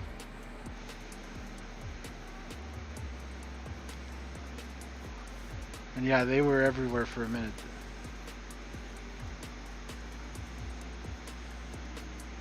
You know, it's funny, here in town, I've seen a lot of businesses come and go. I've seen, there was a dip shop like that, a hydro dip shop, that came and went. A motorcycle shop. Multiple motorcycle shops, as is what I should say. Have come and gone. You know, professional motorcycle builders and all this and that, and then, you know, they last a year, maybe 2 years. They try to make big old splash. They'll have like some cool bikes and stuff, and then you try to find them after that. Like now, you try to find them and a lot of them are gone.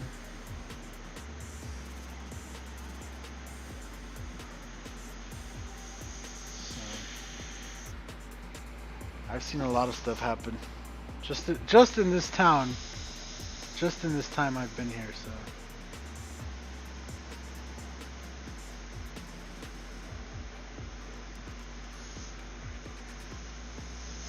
It's just weird when I've done work, like when I did work for some of the bike shops. It's crazy because they're such, you know, you could tell they spend a lot of money, and you go in there believing that you're going to be doing work for these guys for a while. You know, you're trying to build a relationship up with, you know, the people there, and then 2 years later, you know, you're wondering like, how come they never called me back or whatever, and you go and you look and they're out of business, and it's just like, oh, that's rough.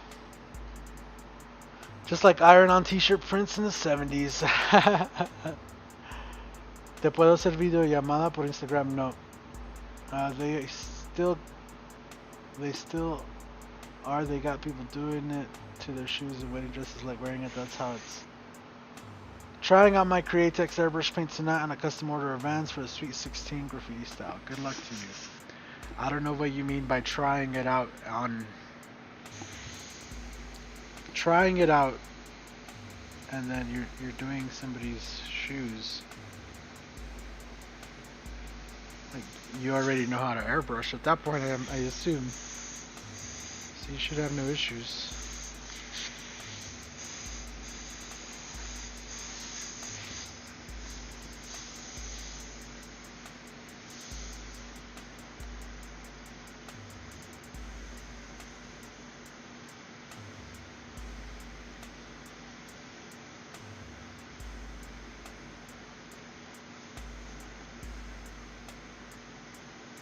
Good luck to you though on the shoes.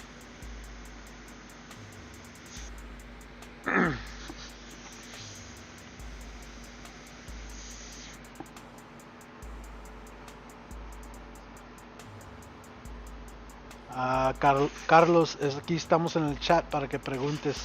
Si tienes preguntas, ahí pregunta. En vez de preguntarme las preguntas que tienes, me estás preguntando si puedes videollamada. Te estás gastando tus mismas preguntas en el chat, en vez de nomás preguntar. Para eso estamos aquí. Te puedes suscribir a la Skull Squad al nivel más alto y luego ya te puedo hacer una videollamada y te puedo contestar cualquier pregunta que tengas sobre aerografía. Pero si tienes una pregunta, aquí también si preguntas también te la puedo contestar públicamente. Si quieres una videollamada privada, como te digo, te puedes unir al Skull Squad nivel más alto.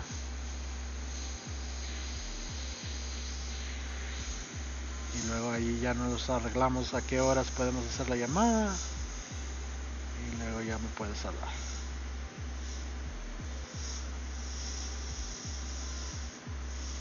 Muy simple.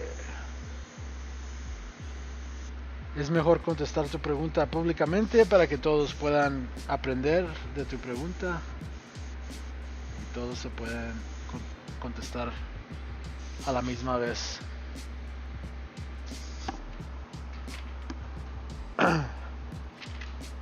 Good luck, fantastic. Createx is good stuff. Yep. I was using another brand before this. Thought I'd try it out. Yeah, I mean it's really good paint. I don't know what brand you're coming from. You could always just say the brand. But yeah, Createx's been around for a long time. Nowadays though, with their whole how they have the reducer and everything available, like oof, it's so sweet. And then they have the clear options as well and stuff. Yeah, it's a really nice time to get into Createx.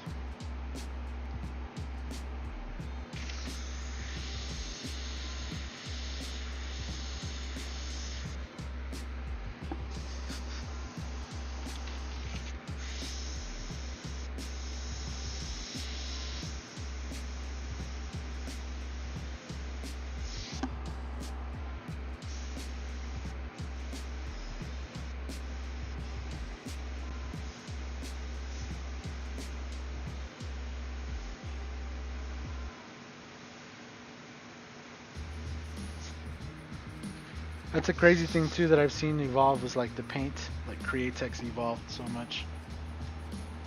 It used to just be the standard line only for shirts, really basically is based for textiles and stuff like that. And then yeah, they added their other lines and stuff, and it's really good products.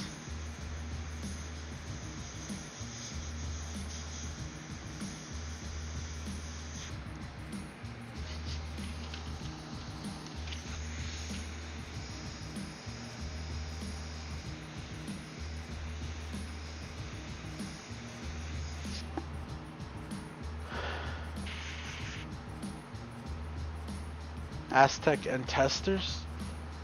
For shoes? You were using testers paint for shoes?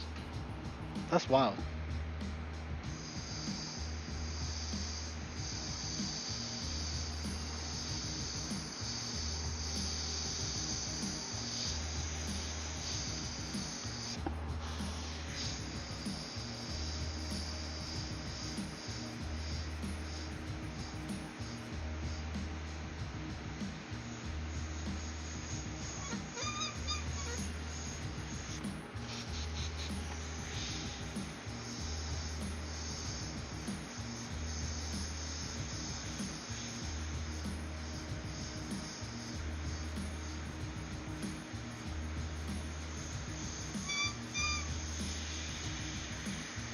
I mean, not hating on you or nothing. No, that's just one way of getting it done, I guess.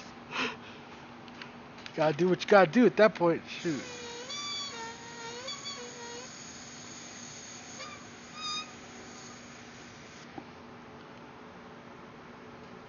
Oh, you got the create text for them. Okay.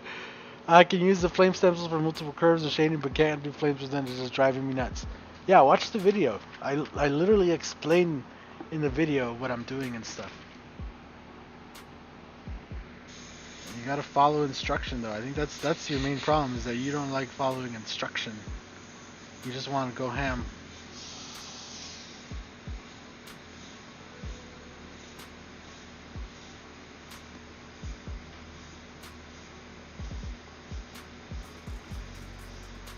You gotta listen to what I'm saying and then try it.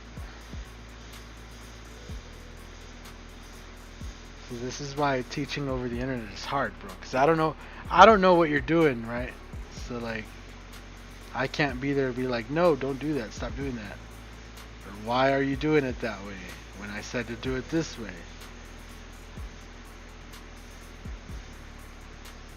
So unless you follow my steps and pay attention very closely to what I'm saying, yeah, you're gonna have a hard time.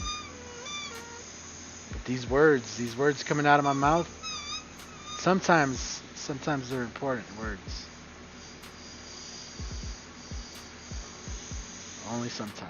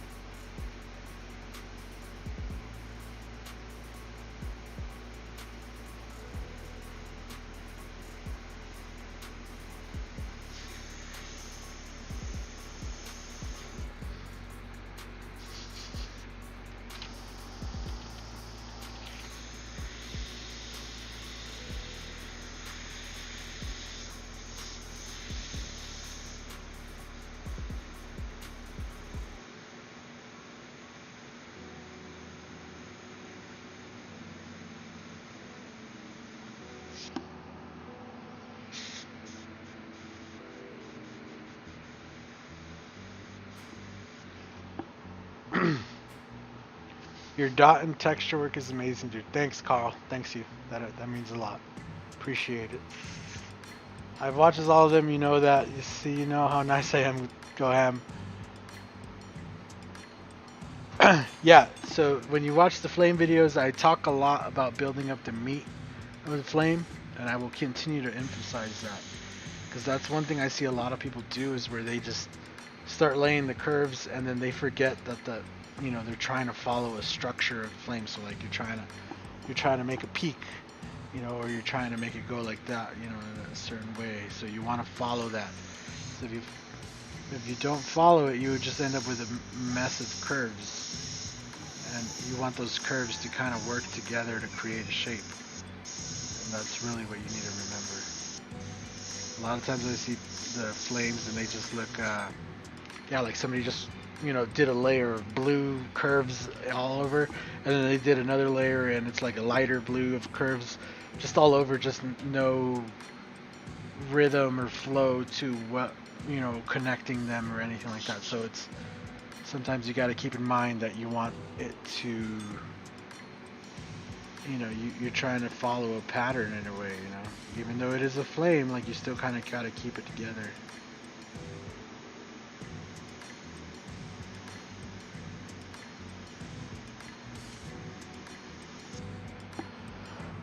Porque compré un Airbrush con Compressor, pero porque compré también unas pinturas, pero se me pusieron como con la o no sé. No entiendo tu pregunta. Yep, that's exactly what I'm doing wrong. If you want, I can show you pics if you want input, but I don't know, you're busy. Yeah, right now is not a good time if you want any input or anything. Right now is definitely not a good time. I know the inbox for the Facebook page has tons of messages that I really haven't gone through. I literally just check it, see if it's business or not, and then kind of move on. If you want answers, like join the Facebook group, ask some questions. That's probably the best way, because whenever I open my phone, that's what I'm checking. I'm checking the Facebook page, and it'll give me those notifications for the Facebook group.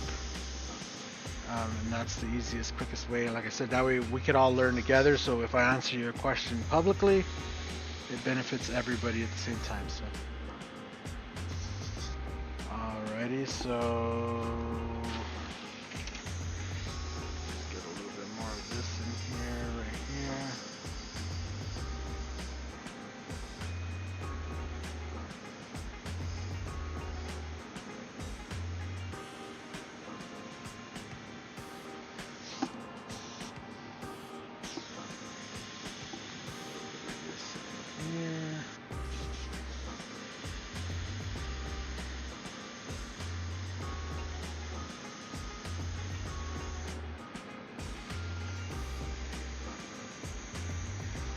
Alright, then I'm going to just add another smidge of black onto this, which is going to give us a really, really dark brown. Like, this is already pretty dark, but another smidge is going to give us a nice dark brown, which we could use to detail in his hair, his mustache, maybe a little dark tones here around on his lips, his hair, you know, obviously.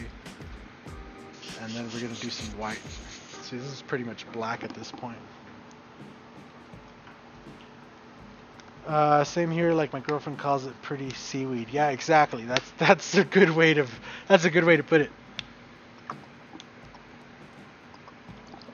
I literally ended with different colors of purple seaweed looking flames. Yeah. Que trae el compresor del aerófilo de cuando pones a cargar del aire agarra basurilla. Así me pasó con las pinturas. Okay. Todavía no entiendo tu pregunta.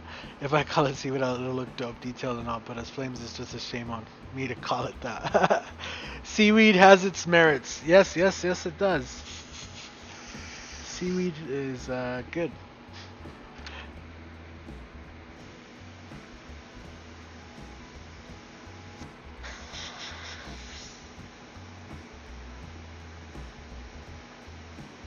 Oh, come on, give me some paint.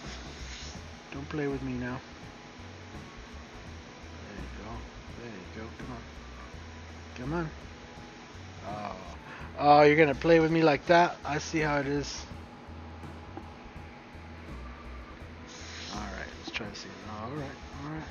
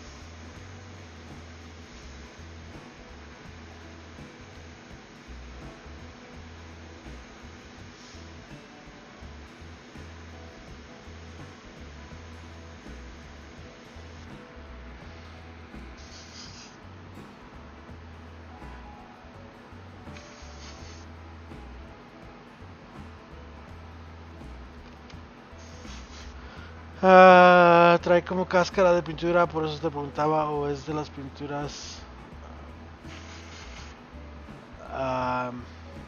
Carlos, necesitas repetir la pintura. La pregunta. O sea, pregúntame la pregunta completa para que se te pueda entender. Ya me perdiste, ya no sé de qué estás hablando. Pinturas baratas y esto y esto. Si tienes preguntas que no son de la pintura Createx, yo no te puedo ayudar. So, si usaste otra pintura que no es Createx, buena suerte y que te vaya muy bien.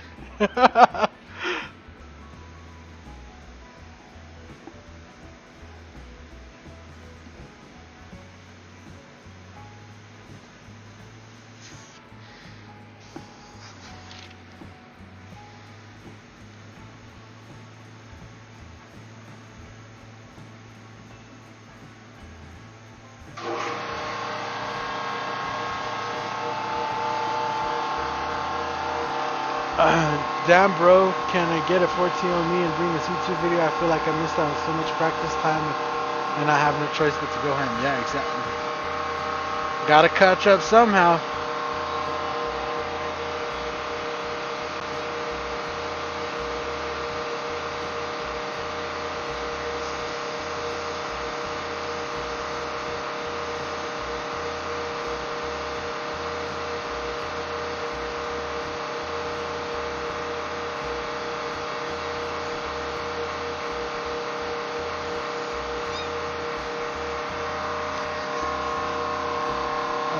We are not far in age, and I discovered this, but I feel like I'm cramming for the finals. Is that hits from the bong in the background? It kind of sounds like it, huh? I don't know, it's some of the YouTube music. I use 99% alcohol to change out colors when I use one gun. What do you use if you don't mind me asking? So I rinse out with just water, with dish soap, some Dawn soap. Nothing special there. And then, do a quick rinse with some reducer. After that, and then we add our new color.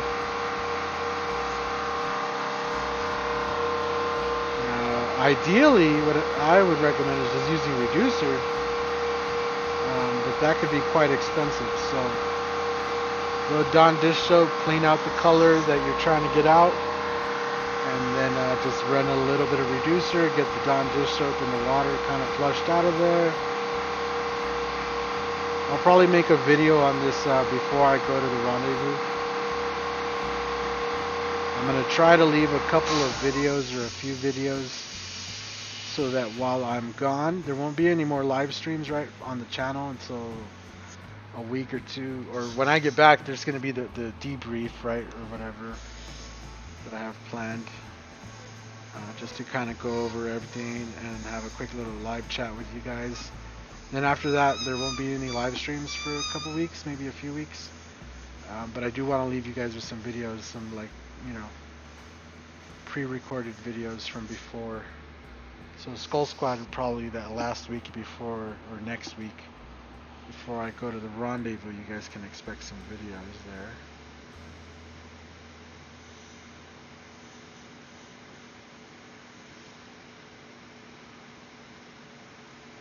And like I said too, if you're a regular subscriber, and you want to help support the channel, joining the Skull Squad is a great way to do so, and it'll also be a great way to get the best coverage, I guess, let's call it the coverage of the Airbrush Rendezvous, because I will be posting some behind the scenes kind of stuff there, maybe some different pictures, just different stuff in general.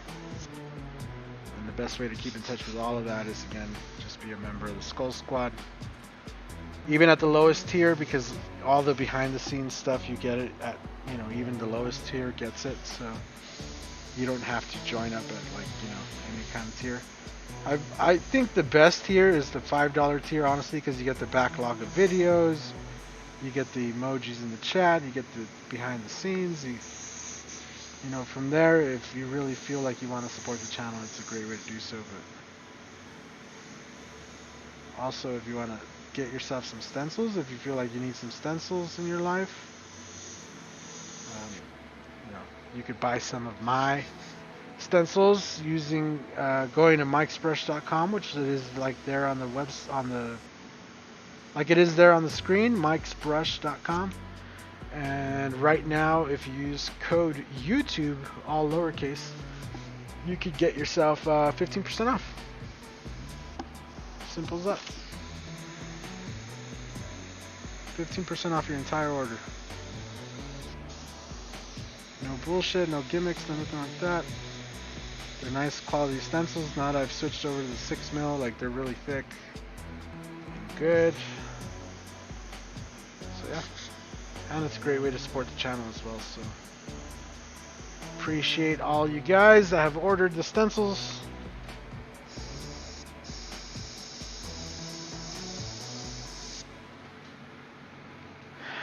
And yeah, now let's get some white. Get some white highlights up in here.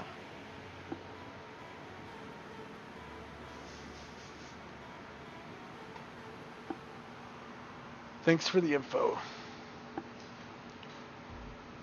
Carlos, en los links aquí junto al video, ahí puedes encontrar la pintura Createx y ahí te puedes informar tú, solo que yo no vendo la pintura, so yo no sé. Is it just me, or is Wicked Smoke Black kind of useless? It just doesn't look right unless you're doing a kind of granite look. I don't know, I've never tried Wicked Smoke Black. I've never seen that. Hobby Lobby got the reducer. Is it worth it? Believe me, he responds to questions in a decent time. Yep. Thanks for the feed, Mike. Yeah. You guys are all welcome. Thank all you guys for hanging out and keeping me entertained again while I'm busy. Thank you guys always for all the support, not just today, but through all these years that we've been doing this. Thank you guys all for sticking around, believing in me. And yeah, like we're gonna push this farther this year than we've ever pushed it. I made it like that was the thing last year, was like, all right, let's give it a good push, right? Because YouTube had always just kind of been a back burner thing, like just oh yeah, let me remember to make a video, just every now and then. It wasn't really a main priority, but last year I kind of made it a semi-priority to kind of get live streams going, to get videos out and everything, did the reviews. I spent a bit of money there doing all that, and luckily it has paid off, and this year we're going to just push a little farther, see how far we can take it. And yeah, I kind of feel like I owe it to you guys now because of all the support you guys have shown, so I just feel like I need to put more effort into my videos, just put more effort into everything just in general, as well as Jesse, I guess, is the one to blame for putting this idea of only level 10 art. The whole idea was like, if you do some piece of art and you do like level 6 quality, like, cause that's what the customer wanted to pay, which in a lot of my cases that's kind of how I would take jobs, is like, like I know customers, some customers don't have such deep pockets, so you kind of gotta work with them a little bit, and what ends up suffering is the quality of the work, because you start feeling like, well, they didn't pay for the top-notch, work, so I can't really, like take a million hours to get this done. I gotta kind of push it out. But then that's what you get known for, right? If people will start knowing you as like, oh yeah, he just did this level 6 quality work, even though you just did it just to get a paycheck and, be able to live that month. In the back end, you might end up hurting yourself in the long run, and I believe maybe that's been true for me, because those kind of customers do multiply very much faster than the customers that are willing to pay, right? So, but lately I have been taking on more customers that are just like, really appreciative of the art, and they just, they're willing to pay for it, and they want something really unique. And that's also a big thing, is I wanted to start creating just stuff that's more unique. I'm tired of just kind of doing the same old stuff over and over.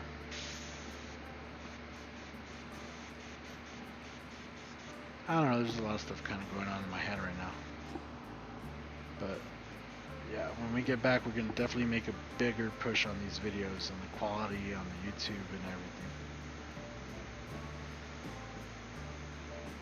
So it's time for a little bit of, like, not a rebrand, but all about like a change in management, I guess is what I would say. little change in the management style.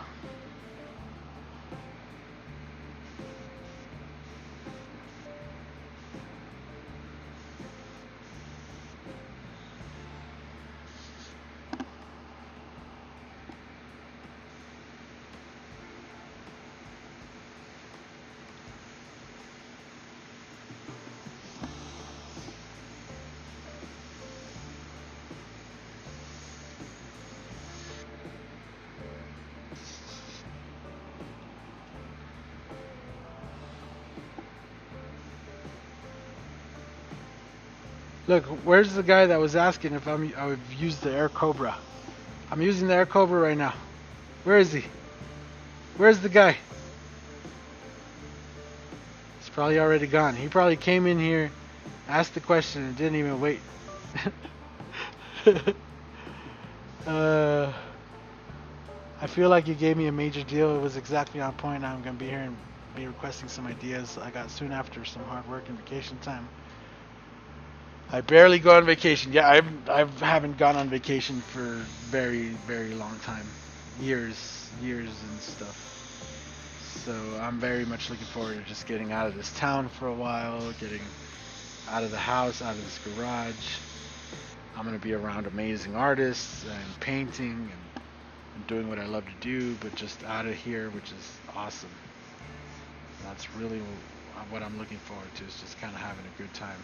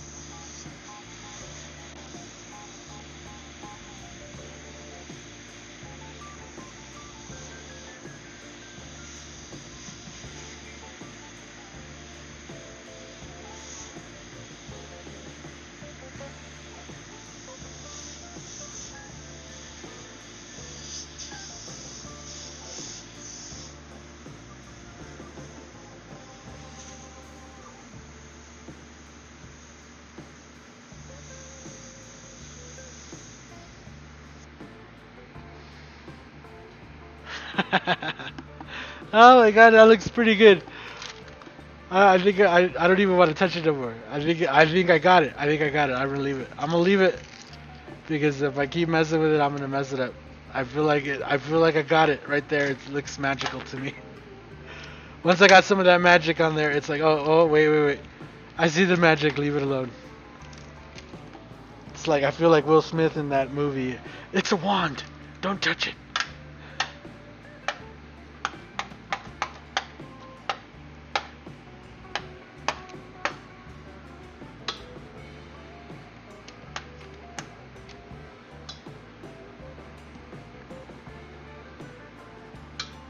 Alright, so let's unmask this. Let's take this off. And let's see what we got underneath. Now I am going to have to touch up those two spots. I'll probably just end up rubbing off the paints.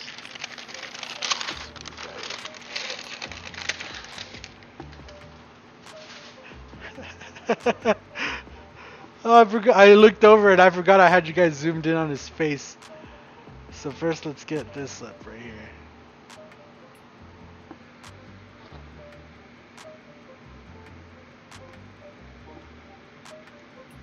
See the green matte collides really good with the background there. And then let's unmask this back here.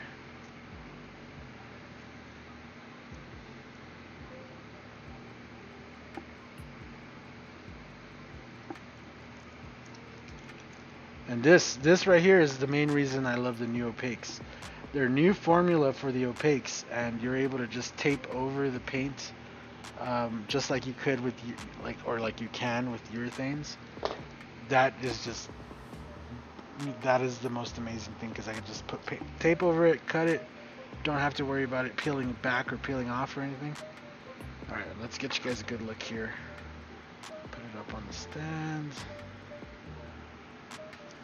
twist it around without dropping it. And obviously there's still a few things I gotta add in, but there we have Dave flying his plane. The drop hatch is open, right? The plane has a drop hatch in the back, and then there's packages dropping in, parachuting in. So I spent a little bit of time this morning. I obviously did the lettering on that on the panel for. Here, let me show you. Let me show you everything I got done today. Why don't I just do that? That's the easiest way to do it, instead of just trying to like, yeah. Just move this to the side, and I can put them both up here, so you guys can see. Today's all of today's work. See how much we got done today. So today I got done the lettering on this, right? So the I love my guns over here, I got done that. And then that and these packages I got done this morning. And then we went and did Violet's whole graduation thing for her kindergarten. I obviously still have to add the strings onto here, and then I'm going to make like one package, say paint, tape, airbrushes over here, and then maybe make, say, this one compressor. And then I might just add some writing, like just right here, just going across that little section right there. Maybe just one word here, one word there, something like that. Still kind of deciding on what exactly I wanted to say, so not really too sure on that. But then we have him up here. And I don't know, I got it pretty spot on to the picture, not gonna lie. It looks pretty good. And his, 2 fingers? Maybe 2 fingers for his whole face there. It's not very big. But we got him flying the plane, throwing up the, yeah, brother, yeah. And yeah. And so these panels are actually 2 by 24, 12-inch by 24-inch panels for these two guys. And the only reason I made bigger panels for them is because these are actually going to be my instructors while I'm there. So Dave and Rob Churchill are the ones teaching the Luminor class. So yeah, gotta like let them know, assert dominance right off the bat. Showing up like, I'm not your regular student. Assert dominance. Is Scott teaching Luminor? No, he's teaching the, I think, plotter and automotive graphics. Something like that. I think it's just automotive graphics, but there's plotter stuff involved in it and everything. So I think that's what Scott's teaching. But yeah, I think this will look good once I add the little strings coming off the parachutes onto the plane there. All this flake back there, obviously when we clear it, all that's going to start shining up. Kind of like, the bugs panel here. It's so freaking sparkly that it's like, whoa, blinding. That looks so cool. I still have to buff it. There's a little nicks or whatever, but once I get all these buffed, they're going to be super duper shiny. It's going to be hard to get a picture, to be quite honest with you. So, yep. So that's it for today, guys. Hopefully you guys enjoyed that stream. I'm going to come back tomorrow. We're going to come back tomorrow and be live again. Tomorrow might be a double whammy session. I'm not going to come in super early, right? But when I do come in, I might have a couple of panels ready, and we might work on both at the same time. I might have some graphics taped out, and then we're going to kind of go through and maybe do some skulls or something on 2 different panels at once. I also need to go get more metal and panels in general, because I need to do 4 more panels in 2 days. So I'm trying to have all these done by Sunday, so that then I have like the rest of, so I have all of next week to, I could clear them on Sunday, then they have a day or 2 to dry. I'll put them on infrared lamp, and while like the last few are drying, I could start wet sanding the other ones, getting them all ready to buff and stuff. It's next week, even though I won't be live for you guys, I'm still going to be doing a lot of work in the back, so it's crazy. But yeah, thank all you guys for hanging out. That's pretty much all I got for today. We'll be back tomorrow, like I said. We'll continue on and do some more panels. But yeah, so I like the way that turned out. This turned out really good, especially with the parachutes and everything, the plane. I got to clean up this and this right here, but that's not a big deal. Other than that, I mean, it looks amazing. I'm happy. I'm happy with it, and yeah, we're gonna roll with it. So yeah. Anyway, guys, I'll get out of your hair. Have a good night, everybody, and we'll see you guys tomorrow again sometime. It'll probably be earlier than today, and yeah, we'll see you guys tomorrow. Have a good night, everybody. Later, later.